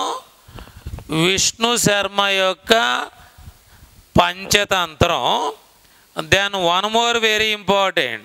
సో సోమదేవుడు, వరాహమిహిరుడు, హరిసేనుడు, Vishnu Sharma and one more important fellow గోనె బుద్ధస్వామి యొక్క బుద్ధ కథా శ్లోక సంగ్రహం అండ్ క్షేమేంద్రాస్ బృహత్ కథా కోశం. క్షేమేంద్రుని బృహత్ కథా కోశం. గుర్తుపెట్టుకోండి, దీస్ మెనీ పుస్తకాలు. సో సోమదేవ సూరీస్ కథాసరిసాగరం, వరామిహిరుడు బృహత్ సంహిత అండ్ బృహజ్జాతక, హరిసేనాథ్ సో బృహత్ కథా కోశం, విష్ణు శర్మాస్ పంచతంత్రం అండ్ గోనె బుద్ధస్వామి బుద్ధ కథా శ్లోక సంగ్రహం అండ్ క్షేమేంద్రుని బృహత్ కథా మంజిర. సో ఈ పుస్తకాలన్నీ కొంచెం రిలయబుల్ ఉంటాయండి. Just you won't get B confuse. బృహత్ కథా మంజిరా ఈ అన్ని పుస్తకాలు రాయటానికి మూలం ఎవరండి? ఏ పుస్తకం అండి? గుణాఢ్యుడు. ఇక్కడ పుస్తకాలని మనకు మ్యాథ్స్ ఆఫ్ ఫాలోయింగ్లో బిట్టు క్లియర్గా అవుతున్నాడు. ఈ సోమదేవ సూరి రాసినటువంటి కథాసరిసాగరం సంస్కృతంలో ఉంటుంది. ఇవన్నీ సంస్కృతంలో అండి. సోమదేవ సూరాస్ కథాసరిసాగరం, వరాహమిహిరాస్ బృహత్ సంహిత అండ్ బృహజ్జాతక, హరిసేనాస్ బృహత్ కథా కోశం అండ్ విష్ణు శర్మ పంచతంత్రాలు, గోనె బుద్ధస్వామి బుద్ధ కథా శ్లోక సంగ్రహం, క్షేమేంద్రుని బృహత్ కథా మంజిరా. సో దీస్ అన్ని పుస్తకాలు దేని బేస్ చేసుకొని రాశారండి? గుణాఢ్యుడు రాసిన బృహత్ కథ. ఆ పుస్తకం ఏ భాషలో రాశారండి? పైశాచిక ప్రాకృతం. మరి ఈ అన్ని పుస్తకాలు దేంట్లో రాశారండి? సో దట్ మీన్స్ సంస్కృతం. అయితే ఈ అన్ని పుస్తకాలు గుణాఢ్యుని యొక్క 7 లుంబకాల్లో మిగిలి ఉన్న 7వ లుంబకాన్ని బేస్ చేసుకొని రాశారు. ఇక్కడ మనకి ఇది బిట్టు కొన్ని సందర్భాల్లో మ్యాథ్స్ ద ఫాలోయింగ్లో పడుతుంది. దీంట్లో ఈ వరాహమిహిరుడు అనే ఆయన మీన్స్ రెండవ చంద్రగుప్తునటువంటి గుప్తరాజు అయిన రెండవ చంద్రగుప్తుని ఆస్థానంలో ఉన్నటువంటి కవి. ఈవెన్తో ఈ విష్ణు శర్మ పంచతంత్ర కథలు, ద నేరేషన్ ఆఫ్ చిన్న చిన్న కథలు, సో ఇవన్నీ వీళ్ళు రాయడం జరిగిందండి. ఇవన్నీ రాయడానికి మూలం గుణాఢ్యుని యొక్క బృహత్ కథ. You better remember all those books. ఎవరెవరు ఈ పుస్తకాన్ని బేస్ చేసుకొని గ్రంథ రచన చేశారంటే వరాహమిహిరుడు, విష్ణు శర్మ, సోమదేవ సూరి, గోనె బుద్ధస్వామి, క్షేమేంద్రుడు, హరిసేనుడు వీళ్ళందరూ గ్రంథ రచన చేశారు. వీళ్ళందరూ గ్రంథ రచన చేయడానికి మూలమైనటువంటి గ్రంథం గుణాఢ్యుడు. ఆయన రాసిన బృహత్ కథ. అది ఏ భాషలో ఉంది? పైశాచిక ప్రాకృతంలో. ఇవన్నీ దేంట్లో ఉన్నాయి? అండ్ సాంస్క్రిట్లో ఉన్నాయి. దాట్స్ వెరీ వెరీ ఇంపార్టెంట్ అండి. Gunadhya's Brihat Katha, more than one story. Then one more very important Indus నైడ్ book, that is called Gatha Saptasati. ఈ గాథా సప్తసతి అన్నటువంటి గ్రంథాన్ని ఈడ గాథ అంటే పద్యము అంటే పద్యాలు, సప్త అంటే 7, శతకం సతి అంటే 100, అంటే ప్రాకృత పద్యాలు 700. అంటే గాథ అంటే మనం ప్రాకృత పద్యాలు అన, సప్త అంటే 7, శత అంటే 100, అంటే 700 పద్యాలతోటి ఓకేనా ఈ ఉన్నది ఈ గాథా సప్తసతి. ఈ గాథా సప్తసతి రాసింది ఎవరు? హలుడు. ఈ గాథా సప్తసతి రాసింది ఎవరండి? హలుడు. ఈయనెవరు? 17వ శాతవాహన రాజు. 700 ప్రాకృత పద్యాలతో ఈయన ఈ యొక్క గ్రంథాన్ని రాయటం జరిగింది. ఏ భాషలో రాశాడండి? మహారాష్ట్ర ప్రాకృతం. మహారాష్ట్ర ప్రాకృతం. ఇక్కడ అవుట్ ఆఫ్ 30 మంది శాతవాహన రాజుల్లో ఏ శాతవాహనుడి కాలంలో ప్రాకృతానికి స్వర్ణయుగం, దట్ ఈజ్ కాల్డ్ హలుడు. ఈయన రాసిన గ్రంథం గాథా సప్తసతి. ఏ భాషలో రాశాడు? మహారాష్ట్ర ప్రాకృతం. మహారాష్ట్ర ప్రాకృతం.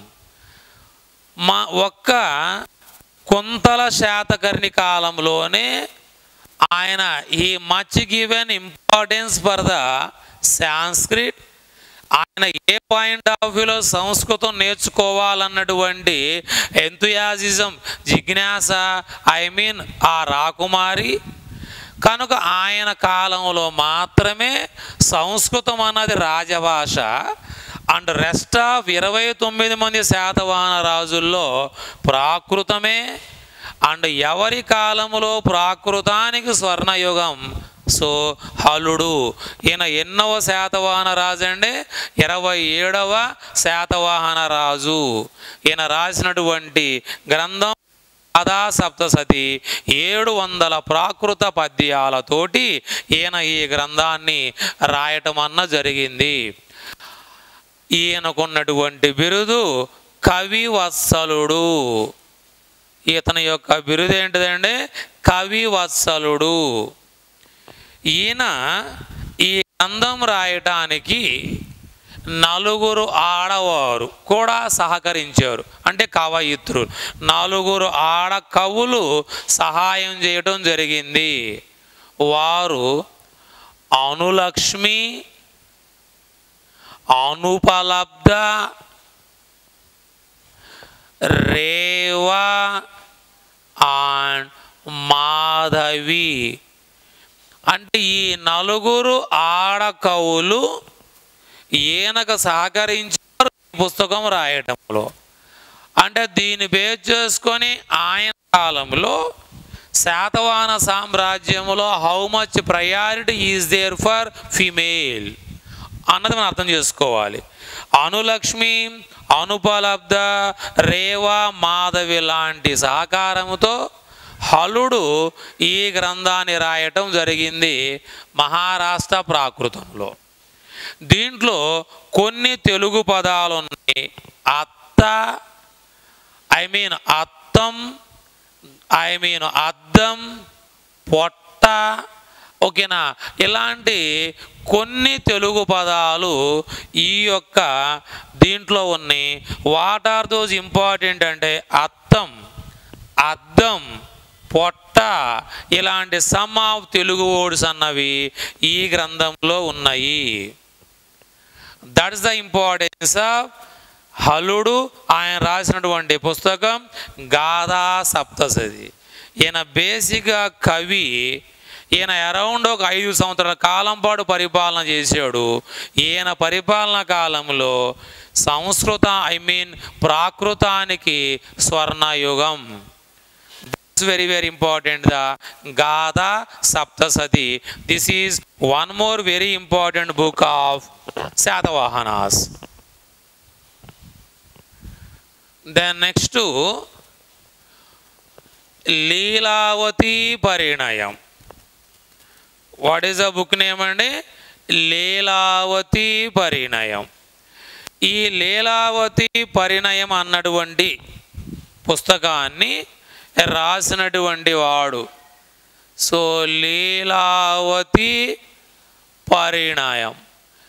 ఈ లీలావతి పరిణయం రాసిన ఆయన కుతూహలుడు.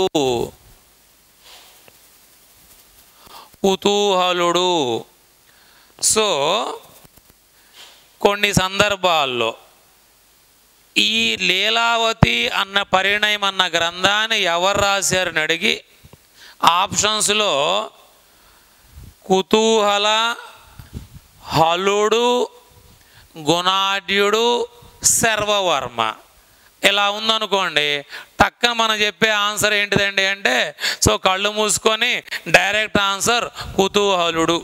కానీ ఇచ్చిన ఆప్షన్లో గివెన్ ఆప్షన్స్లో కుతూహల పేరు లేదు. మరి ఎవరు పేరు పెట్టాలి? కుతూహలుడు లేనప్పుడు మనం హలుడు. ఈ హలుడు శాతవాహన 17వ రాజైనటువంటి హలుడే. ఈ had more anxiety to inform what a great love story ఈ హ్యాడ్. తన యొక్క లవ్ స్టోరీని మనకు తెలియజేయటం కోసం ఈయన చాలా యాంగ్జైటీగా కుతూహలంగా ఉన్నాడు. అంటే ఈ లీలావతి పరిణయంలో కుతూహలుడు హలుడైనటువంటి శాతవాహన రాజు, అతను ప్రేమించినటువంటి సింహానియ 6 సింహలం 6 శ్రీలంక దేశానికి చెందిన రాకుమారి లీలావతి, వారి ఇరువురు ప్రేమ సక్సెస్ అయి ఈ హలుడు లీలావతిని సప్తగోదావరి నదీ తీరాన చాళుక్య భీమేశ్వర ఆలయంలో వివాహం చేసుకున్నాడు. ఈ చాళుక్య భీమేశ్వర ఆలయంలో హలుడు లీలావతిని వివాహం చేసుకున్నటువంటి విషయాన్ని కుతూహలుడు లీలావతి పరిణయం అన్న గ్రంథంలో రాశాడు. అయితే ఆ కుతూహలుడు ఎవరో కాదండి, హలుడే తన యొక్క లవ్ స్టోరీని మనకు తెలియజేయడం కోసం చాలా కుతూహలంగా ఉన్నాడు. He had more anxiety to inform something is a love story regarding the Lilavati. ఆ లీలావతితో ఆమెకున్నటువంటి ప్రేమ వివాహాన్ని, ప్రేమను గురించి మనకు తెలియజేయడం కోసం చాలా యాంగ్జైటీగా కుతూహలంగా ఉన్నాడన్న పేరుతోటి ఆ గ్రంథాన్ని రాసి ఎవరంటే కుతూహలుడు అన్నాడు. మనకి ఎగ్జామినేషన్లో కుతూహలుడు అన్న బిట్ ఆప్షన్ లేనప్పుడే మనం హలుడు అన్న పేరు పెట్టాలండి. అంటే ఆ హలుడు అంటే ఎవరో కాదు, కుతూహలుడు. ఈయన రాసిన గ్రంథం లీలావతి పరిణయం. ఏ భాషలో ఈ లీలావతి పరిణయం అన్నది ఎవరి గురించి రాశాడు? వీరిరువురి వివాహం ఎక్కడ జరిగింది? చాళుక్య భీమేశ్వర ఆలయం సప్తగోదావరి నదీ తీరాన. And that's very very important అండి, లీలావతి పరిణయం. దెన్ ఈ లీలావతి పరిణయం తరువాత అండ్ వన్ మోర్ ఇంపార్టెంట్ గ్రంథం అండి, కాతంత్రయ వ్యాకరణం. What is the book name అండి? కాతంత్రయ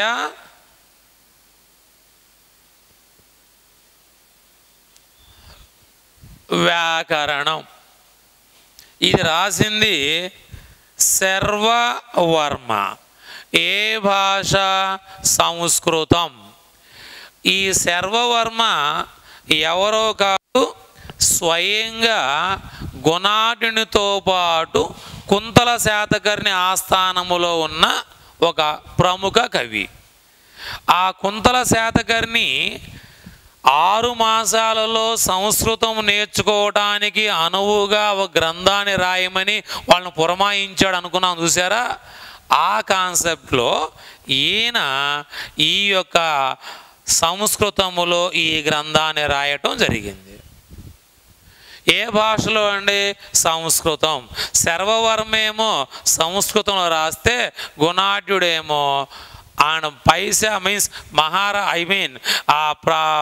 పైశాచిక ప్రాకృతములో ఆ బృహత్ కథను రాయటం అన్న జరిగింది. ఈయననేమో మెచ్చుకోవడం జరిగింది, ఆయన తిట్టడం జరిగింది. ఎందుకోసం అంటే ఆయన రాయమన్నది రాసినవాడు ఈయన, ఆయనేమో 6 మాసాల్లో సంస్కృతం నేర్చుకోవడం సాధ్యం కాదు, మరి అన్ని వేల శ్లోకాల్లో ఉన్నదాన్ని కుదించి రాయడం సాధ్యం కాదని ఆయన చెప్పాడు.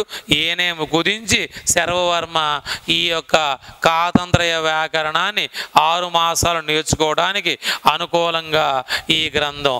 దీని మొత్తానికి మూలం పాణినీస్ అష్టాధ్యాయ. సో మనకి వన్ ఇంపార్టెంట్ సంస్కృత వ్యాకరణం సంబంధించి ఒకటి ఉంటుంది.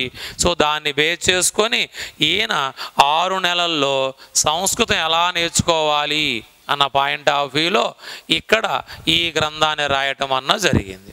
సో ఎనీహౌ శర్వవర్మాస్ కాతంత్రయ వ్యాకరణం. And one more very very important big వాత్సాయనుడు.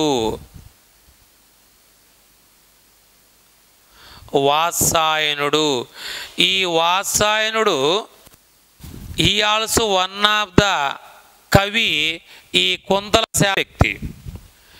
ఈ వాత్సాయనుడు రాసినటువంటిది కామసూత్రాలు. ఏ భాషలో రాశాడు? సంస్కృతం.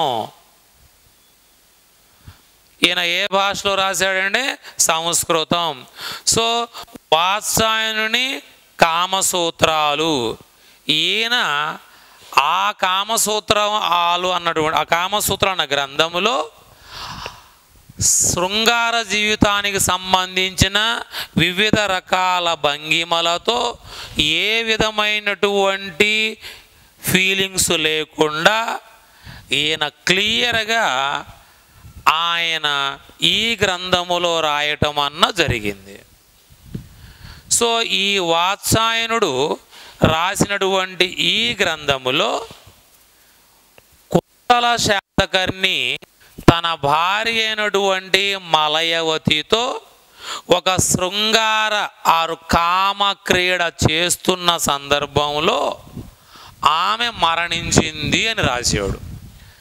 అంటే వాత్సాయనుడు కామసూత్రాల్లో అప్పటి ప్రభువైనటువంటి 13వ రాజు కుంతల శాతకర్ణి తన భార్య అయినటువంటి మలయవతితో శృంగారం చేస్తున్న సమయంలో మరణించింది.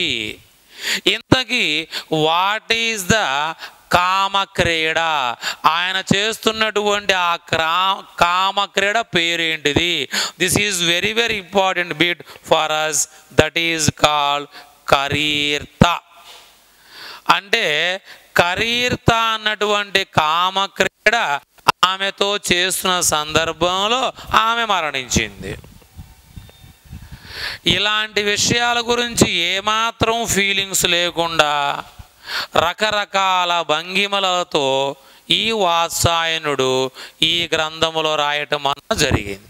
ఎన్నో ఇక్కడ మనకి ఇంపార్టెన్స్, ఎవరు ఈ గ్రంథాన్ని రాశారు, ఏ భాషలో, ఎవరి ఆస్థాన కవి, దెన్ దీంట్లో ఈ గ్రంథములో ఏ క్రీడ చేస్తున్న సందర్భంలో ఆ మలయవతి మరణించింది అన్నది వన్ ఇంపార్టెంట్ బుక్ అండి. సో వన్ ఇంపార్టెంట్ బిట్ కరీర్త. ఈవెందో ఈ వాత్సాయనుడు రాసినటువంటి ఈ కామసూత్రాలు అన్నవి మనకు పరిపాలన పరంగా ముఖ్య గ్రంథాలుగా కూడా చెప్పొచ్చు శాతవాహనుల కాలంలో. సో వాత్సాయనాస్ కామసూత్రాలు, శర్వవర్మాస్ కాతంత్రయ వ్యాకరణం, గుణాఢ్యుని బృహత్ కథ అండ్ లీలావతి పరిణయం రాసినటువంటి కుతూహల, హలుడు రాసినటువంటి గాథా సప్తసతి, ఇలాంటి పుస్తకాలతో పాటు and one more very very important ఇంకా సమ్ ఇంపార్టెంట్ బుక్స్ ఉన్నాయండి. వాటిల్లో నెక్స్ట్ వెరీ ఇంపార్టెంట్ ఏంటంటే సృహుల్లేఖ. ఈ సృహుల్లేఖ అన్నటువంటి గ్రంథాన్ని రాసినటువంటి వ్యక్తి ఆచార్య నాగార్జునుడు.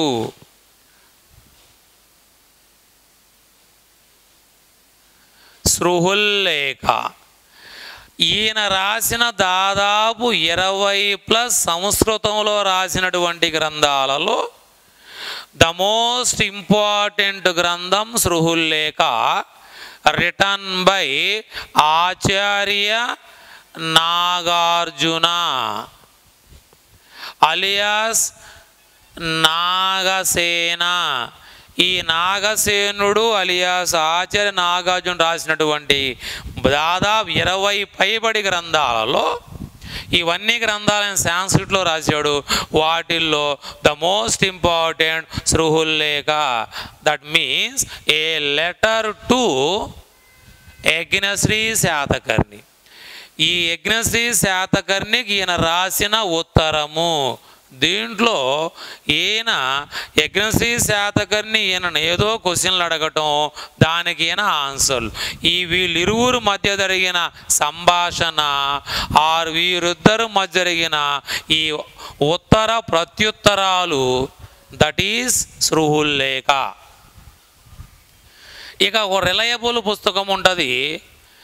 ప్రముఖ ఇండో బ్యాక్ట్రియన్ రాజైనటువంటి మినాండర్కి ఈ ఆచార్య నాగార్జునుడికి మధ్య జరిగిన ఈ ప్రశ్నోత్తరాలకు సంబంధించినటువంటి మరొక గ్రంథం ఉంటుంది మనకి.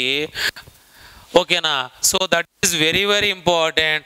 ఆ గ్రంథంలో ఆచార్య నాగార్జునుడు మినాండర్ అడుగుతున్నటువంటి క్వశ్చన్లకు సమాధానాలు చెప్తూ ఉంటాడు. So that is one of the very very important book. That is in Indian హిస్టరీలో ఆచార్య నాగార్జునునికి మినాండర్కు సంబంధించినటువంటి పుస్తకం. Do you remember the book? The book name is Milinda Panha. Milinda Panha. ఈ మిలింద పన్హా అన్న గ్రంథములో మిలిందుడు అనగా మినాండర్, నాగసేనుడు అంటే ఆచార్య నాగార్జునుడు, వీరిరువురికి మధ్య జరిగిన సంభాషణ మిలింద పన్హా. ఈ సృహుల్లేఖ ఆచార్య నాగార్జునుడికి యజ్ఞశ్రీ శాతకర్ణికి సంబంధించిన ప్రశ్నోత్తరాలు. ఆయన క్వశ్చన్లు అడుగుతున్నాడు, ఈయన ఆన్సర్.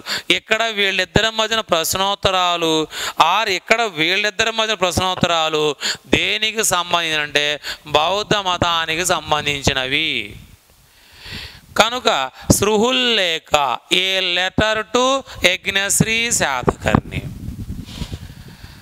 ఈ సృహుల్లేఖ అన్నటువంటి గ్రంథం ఈ ఆచార్య నాగార్జునుడికి యజ్ఞశ్రీ శాతకర్ణికి మధ్య జరిగిన సంభాషణ దేనికి సంబంధించింది? బౌద్ధ మతానికి సంబంధించింది. సో మనం ఇందాక డిస్కస్ చేసినటువంటి చైనా యాత్రికులైన పాహియాన్, హుయాన్ సాంగ్ అండ్ ఇత్సింగ్లు అన్నాం. ఆ ముగ్గురులో మూడో వాడైనటువంటి ఇత్సింగ్ 7వ శతాబ్దం అంటే క్రీస్తు శకం 700 సంవత్సరం. ఆయన పేరు ఏంటిదండి? ఇత్సింగ్. ఈయన వచ్చాడు. ఈయన వచ్చి స్వయంగా ఈయన ఒక స్టేట్మెంట్ ఉంటుందండి. ఆచార్య నాగార్జునుడు యజ్ఞశ్రీ శాతకర్ణికి రాసినటువంటి సృహుల్లేఖలో ప్రతులని ఈ నాగార్జున కొండ వద్ద ఉన్నటువంటి ఈ బుద్ధిస్టు విశ్వవిద్యాలయములో విద్యార్థులు కంఠస్థం చేస్తున్నారు, బైహార్ట్ చేస్తున్నారని ఇత్సింగ్ రాయటం అన్నది జరిగింది. సో సృహుల్లేఖ ఇది ఎవరు రాశారు, ఏ భాషలో రాశారు, దీనికి సంబంధించి ఇస్సింగ్ యొక్క స్టేట్మెంట్ ఏంటిది, దానికి రిలయబుల్గా మిలింద పన్నహ అన్నది, ఈ మిలింద పన్నహ అన్న గ్రంథంలో ఎవరెవరి మధ్య సంభాషణ జరిగింది, దాంట్లో మిలిందుడు అనగా ఎవరు, నాగసేనుడు అనగా ఎవరు. This is one of the very very important గ్రంథం అండి సృహుల్లేఖ. ఎనీహౌ ఆచార్య నాగార్జునుడికి యజ్ఞశ్రీ శాతకర్ణికి మధ్య జరిగిన ఈ సంభాషణ ఈ యొక్క Suhrullekha. Then one more is important అండి, దట్ ఈజ్ కాల్డ్ హర్షుని యొక్క ఆస్థాన కవి బాణుడు రాసినటువంటి హర్ష చరిత్ర. సో బాణభట్టు, ఇతని పేరేంటిదండి, సో బాణభట్టుడు. ఈ బాణభట్టుడు ఎవరు, హర్షుని యొక్క ఆస్థాన కవి. ఇతను రాసినటువంటి హర్ష చరిత్ర, ఈ హర్ష చరిత్రలో కూడా ఈ యొక్క శాతవాహనులకు సంబంధించిన ప్రస్తావన ఉంది. సో బాణభట్ట హర్ష చరిత్ర, ఆచార్య నాగార్జున సృహుల్లేఖ, గుణాఢ్యుని బృహత్ కథ అండ్ హాలుని యొక్క గాథా సప్తసతి, కుతూహలాస్ లీలావతి పరిణయం, ఈవెందో వాత్సాయన కామసూత్రాలు, శర్వవర్మ స్కాతంత్రయ వ్యాకరణ, ఇలాంటి సో మెనీ గ్రంథాలు వీళ్ళ శాతవాహనుల గురించి తెలియజేసే ఇండజనైజ్డ్ సోర్సెస్, అంటే దేశీయ ఆరు స్వదేశీ గ్రంథాలు.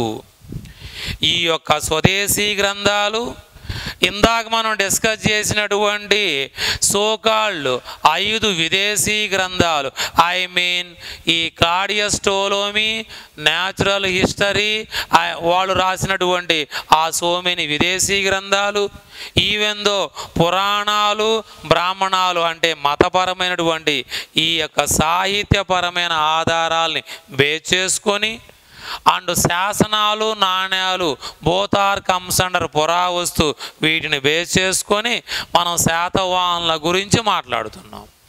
So what are the important sources of Satavahanas? Number 1 is the పురావస్తు, number 2 సాహిత్య. What are those comes under పురావస్తు? శాసనాలు ప్లస్ నాణ్యాలు. ఏమేం శాసనాలు ఉన్నాయి, వాట్ అబౌట్ ద శాసనాల గురించి, దెన్ నాణ్యాలు. Then source, what are the literary sources? సాహిత్య. ఈ సాహిత్యపరమైన ఆధారాల్లో నెంబర్ 1 మతపరమైనవి, నెంబర్ 2 విదేశీ గ్రంథాలు, నెంబర్ 3 స్వదేశీ గ్రంథాలు. ఈ అన్నిటిని బేస్ చేసుకుని మనం ఈ యొక్క ఆధారాలను గురించి శాతవాహనుల గురించి మాట్లాడటం అన్న జరుగుతుంది. సో ఈ ఆధారాలను బేస్ చేసుకొని now we are going to discuss something regarding the శాతవాహనులు. ఈ శాతవాహనుల గురించి మాట్లాడటానికి మనకు అవైలబుల్లో ఉన్నటువంటి ఈ యొక్క పురావస్తు ఆరు సాహిత్యపరమైనటువంటి ఆధారాలు.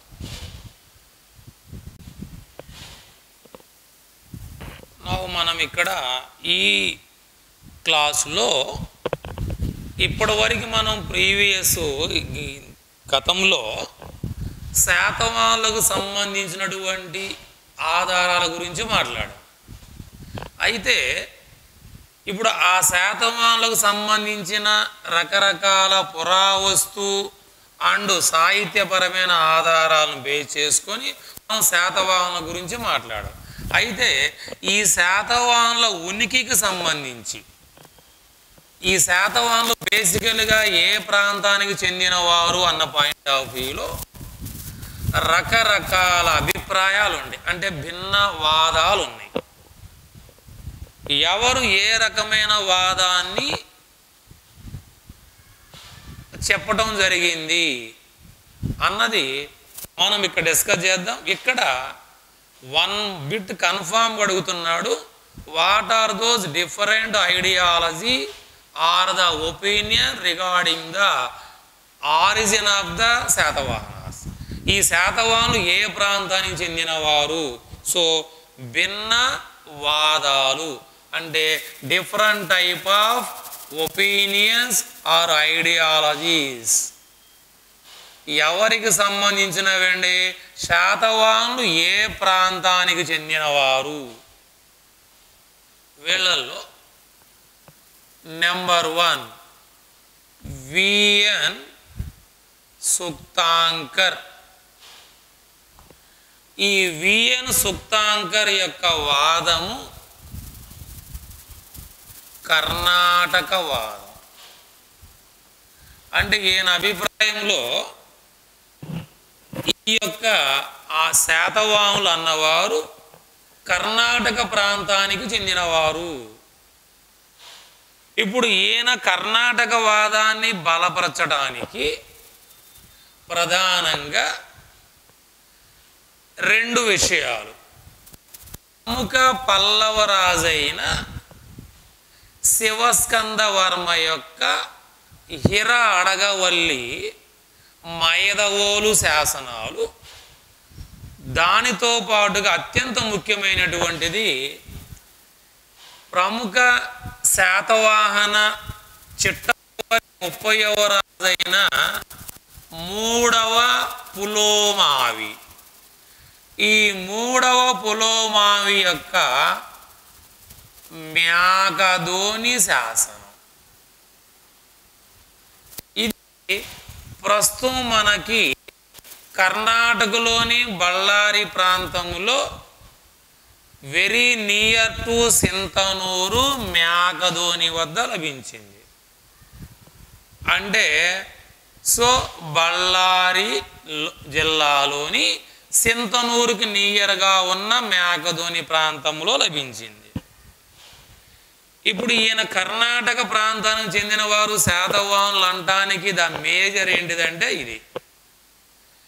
ఈ 3వ పులోమావి యొక్క మ్యాకధోని శాసనము అన్నది, ఈ 3వ పులోమావి యొక్క మ్యాకధోని శాసనము అన్నది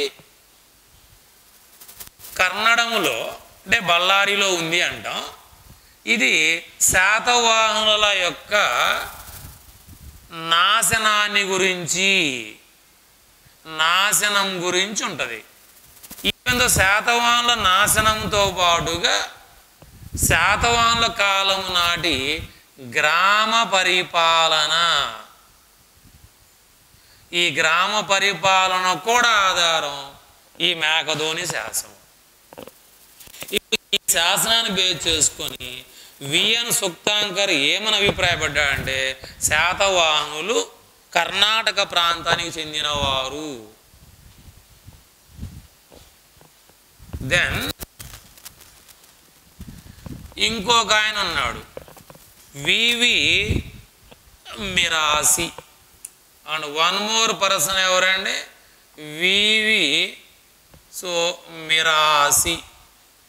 ఈ వివి మిరాసి ఏమన్నాడు అంటే వీరు గుజరాత్ ప్రాంతానికి సంబంధించిన వారు.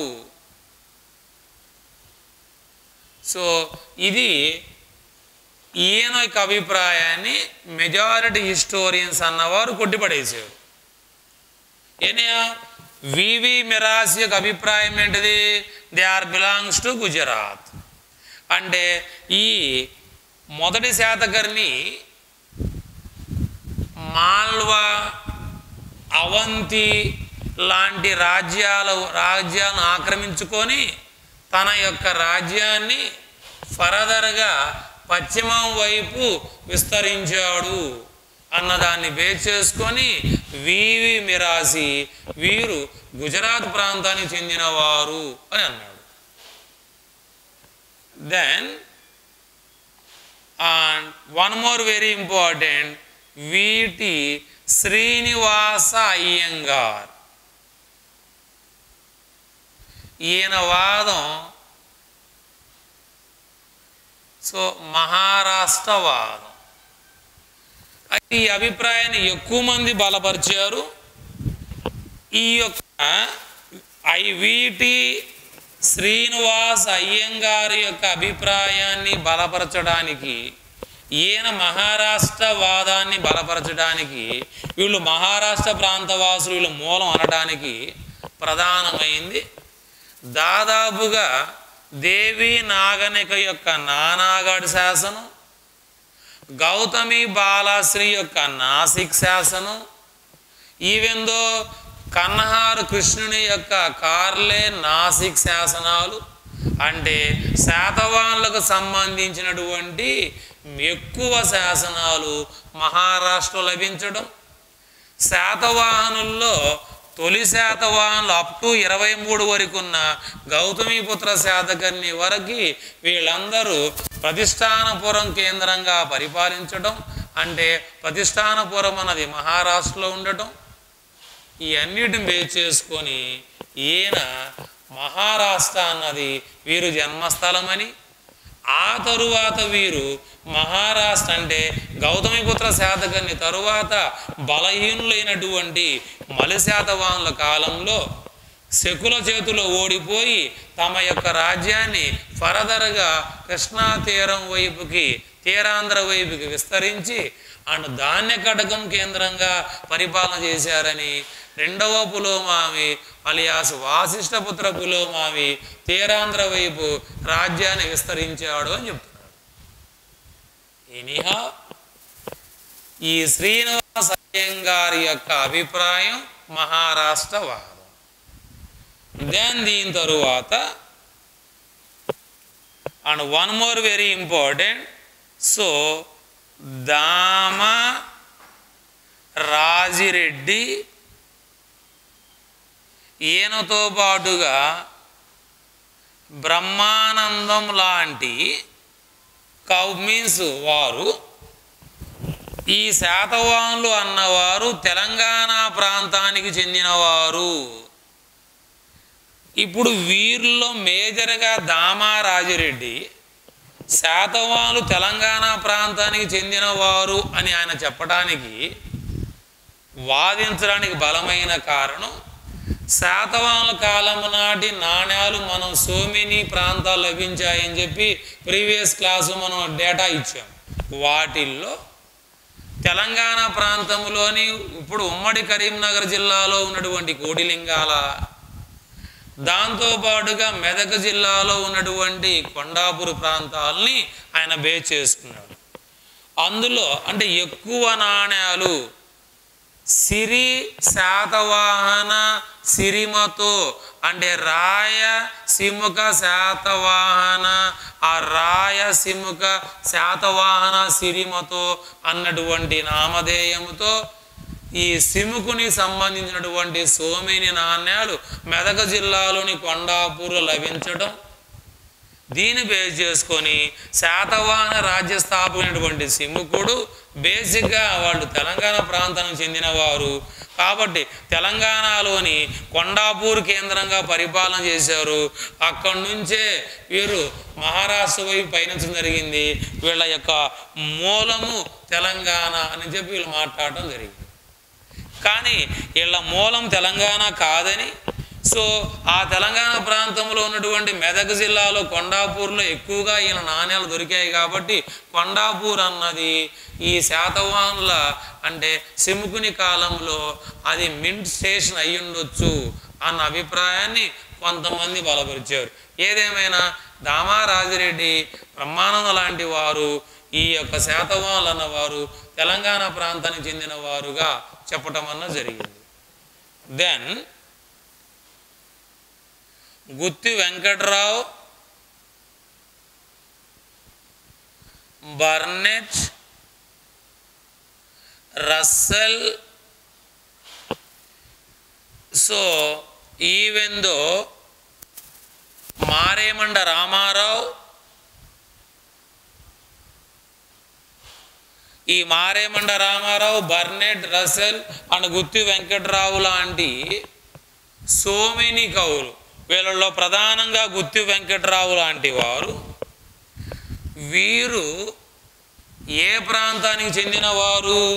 వీరు తీరాంధ్ర ప్రాంతానికి చెందినవారు, అంటే దివిసీమ.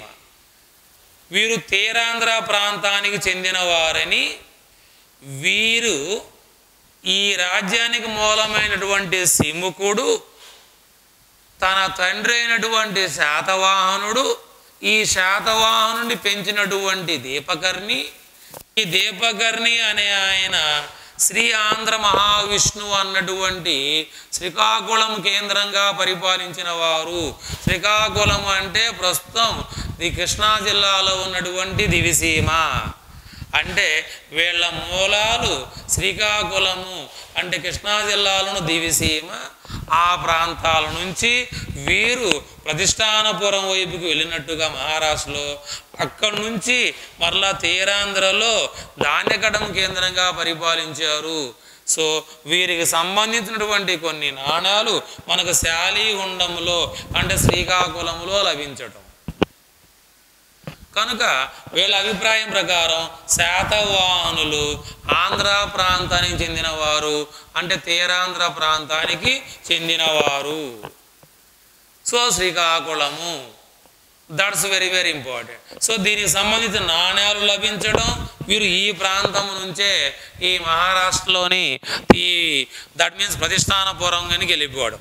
సో ప్రతిష్టానపురం అన్నది వీళ్ళ తొలి రాజధాని అని, రెండవ రాజధాని వీళ్ళది ధాన్యకటకము. కనుక ఇక్కడ వీరందరూ ఈ వాదాన్ని బలపరిచారు. ఎనిహా వీళ్ళ భిన్న వాదాలను మనం పరిగణలోకి తీసుకొని మెజారిటీ ఆఫ్ హిస్టోరియన్స్ ఫైనల్గా ఏం చెప్పారు అంటే, దేన్ని బలపరిచారంటే, వీళ్ళ రాజధానులు ఏ విషయంలో చెప్పారంటే, వీళ్ళ రాజధాని తొలి రాజధాని సో ప్రతిష్టానపురం ప్రజెంట్ మహారాష్ట్రలో ఉన్నటువంటిది. రెండవ రాజధాని ధాన్యకటకం తీరాంధ్రలో ఉన్నది. సో వీళ్ళు 1 నుంచి 23వ శాతవాహన రాజుల వరకు ప్రతిష్టానపురం కేంద్రంగా పరిపాలన చేశారని, ఆ తరువాత మళ్ళీ శాతవాహనులు తమ యొక్క రాజధానిని తీరాంధ్ర వరకు రాజ్యాన్ని విస్తరించి ధాన్యకటకము కేంద్రంగా పరిపాలించారని, ఆ తరువాత 29వ రాజు చండశ్రీ శాతకర్ణి తమ యొక్క సామంతుల దారిని ఎదుర్కోవటంలో ఓడిపోవటం, ఆ తరువాత 30వ రాజు 3వ పులోమావి వాళ్ళ చేతిలో ఓడిపోయి ఆ ప్రాంతాన్ని వదిలి కర్ణాటకలో బళ్ళారి ప్రాంతానికి వెళ్ళి అక్కడ మేకధోనిలో స్థిరపడటం, అక్కడ మరణించటం, అక్కడ మేకధోని శాసనం. ఇలా వీరి తొలి రాజధాని ప్రతిష్టానపురం అని, రెండవ రాజధాని ధాన్యకటకం అని, ఈ కోటిలింగాల అన్నది బహుశా దేవాలయాల రాజధాని అంటే కల్చరల్ క్యాపిటల్గా మనం చెప్పవచ్చు. మెజారిటీ వారు ఈ అభిప్రాయాన్ని సపోర్ట్ చేయడం జరిగింది. ఎనిహా 1 నుంచి 23వ శాతవాహన రాజు వరకు ప్రతిష్టానపురం వరకు అంటే ఈ యొక్క పశ్చిమ తీరం అంటే ఈ ప్రాంతంలో ఉన్నారని, మలి శాతవాహనుల్లో 24వ శాతవాహన రాజు 2వ పులోమాయి టైంలో తమ రాజ్యాన్ని తీరాంధ్రకు విస్తరించారని, ధాన్యకటకం కేంద్రంగా పరిపాలించారు. అండ్ కోటిలింగాల కరీంనగర్ జిల్లాలో ఉన్నటువంటి కోటిలింగాల మేబీ టెంపుల్ సిటీ అయి ఉండొచ్చు. సో ఏదేమైనా మొత్తం 30 మంది రాజులు, 456 సంవత్సరాలు, 1 నుంచి 23 వరకు తొలి శాతవాహనులు, 24 నుంచి 30 వరకు మలి శాతవాహనులు పరిపాలన చేశారు. తొలి రాజధాని ప్రతిష్టానపురం, రెండవ రాజధాని ధాన్యకటకం.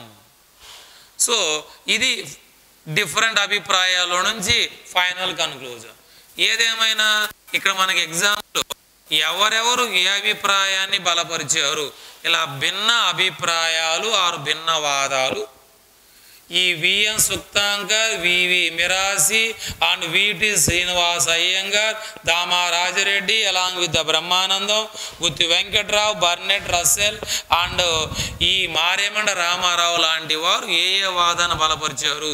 ఇది మ్యాథ్స్ ఆఫ్ ఫాలోయింగ్లో ఎక్కువ అడుగుతున్నారు. ఒకవైపునటువంటి వీళ్ళు ఎవరు వాళ్ళ పేర్లు, దెన్ వాళ్ళు బలపరిచినటువంటి వాదాలను ఇచ్చి సింపుల్గా మ్యాథ్స్ ద ఫాలోయింగ్ అంటున్నాడు. So here all viewers better to remember అండి, జాగ్రత్త గుర్తుపెట్టుకోండి. ఎవరు ఏ వాదాన్ని బలపరిచారు, వారు ఆ వాదాన్ని బలపరచడాన్ని దేన్ని బేస్ చేసుకున్నారు, ఏ శాసనాల ఆధారంగా దేని ఆధారంగా మాట్లాడారు. ఎనిహా విఎన్ సుక్తాంకర్ కర్ణాటక వాదం, వివి మిరాసి గుజరాత్ వాదం, అండ్ శ్రీనివాస్ అయ్యంగార్ మహారాష్ట్ర వాదం, దామారాజరెడ్డి తెలంగాణ వాదం, గుత్తు వెంకట్రావుకో అండ్ తీరాంధ్ర ఆంధ్ర వాదం. ఇలా డిఫరెంట్ వాదాలు. మొత్తం ఎంతమంది శాతవాహన రాజులు? 30 మంది. తొలి శాతవాహన రాజు సిముకుడు, చిట్ట చివరి శాతవాహన రాజు 3వ పులోమావి. మొత్తం 30 మంది. 1 నుంచి 23 వరకు తొలి శాతవాహనులు, 24 నుంచి 30 వరకు మొదటి శాతవాహనులు. తొలి శాతవాహనులో గొప్పవాడు మొదటి శాతకర్ణి, మలి శాతవాహనుల్లో యజ్ఞశ్రీ. శాతవాహనులందరిలో గొప్పవాడు the most powerful ruler Gautamiputra Satakarni.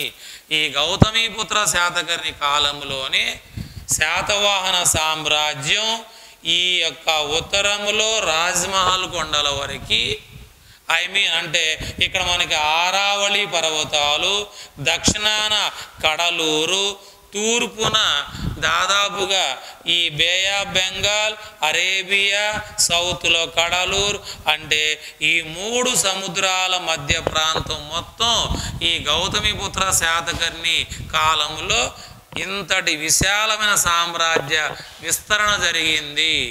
అంటే యావత్ దక్షిణ భారతదేశం, యావత్ ఆంధ్రదేశం మొత్తం ఎవరి కాలంలో శాతవాహనుల యొక్క ప్రత్యక్ష పరిపాలన కిందకు వచ్చింది అని అడిగితే గౌతమీపుత్ర శాతకర్ణి.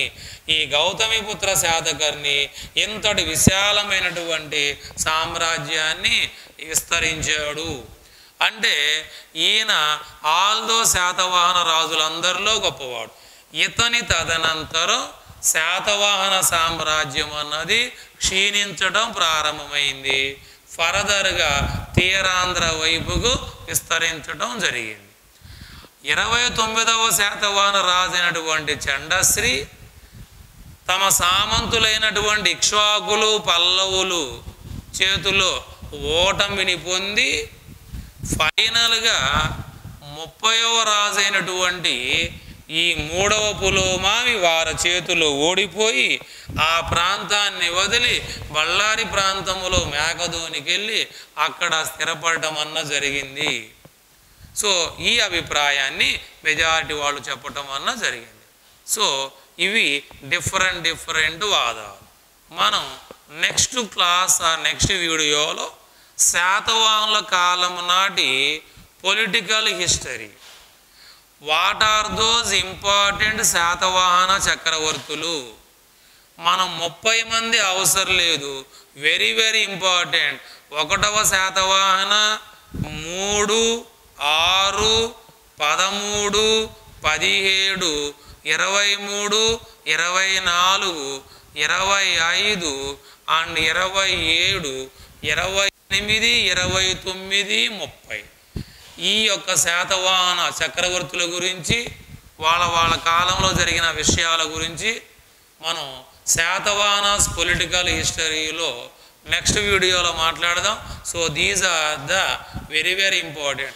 ఇప్పటి వరకు మనం శాతవాహనులకు సంబంధించినటువంటి వాట్ ఆర్ ద శాతవాహన ఆధారాలు, శాతవాహనుల యొక్క సంబంధించి భిన్న అభిప్రాయ వాదాలు, వీరి జన్మస్థలం ఏంటిది, వాట్ అబౌట్ వాళ్ళ రాజధానులు, and now we will discuss the శాతవాహనుల రాజకీయ చరిత్ర, ఆ తరువాత శాతవాహనుల కాలం నాటి పరిపాలన.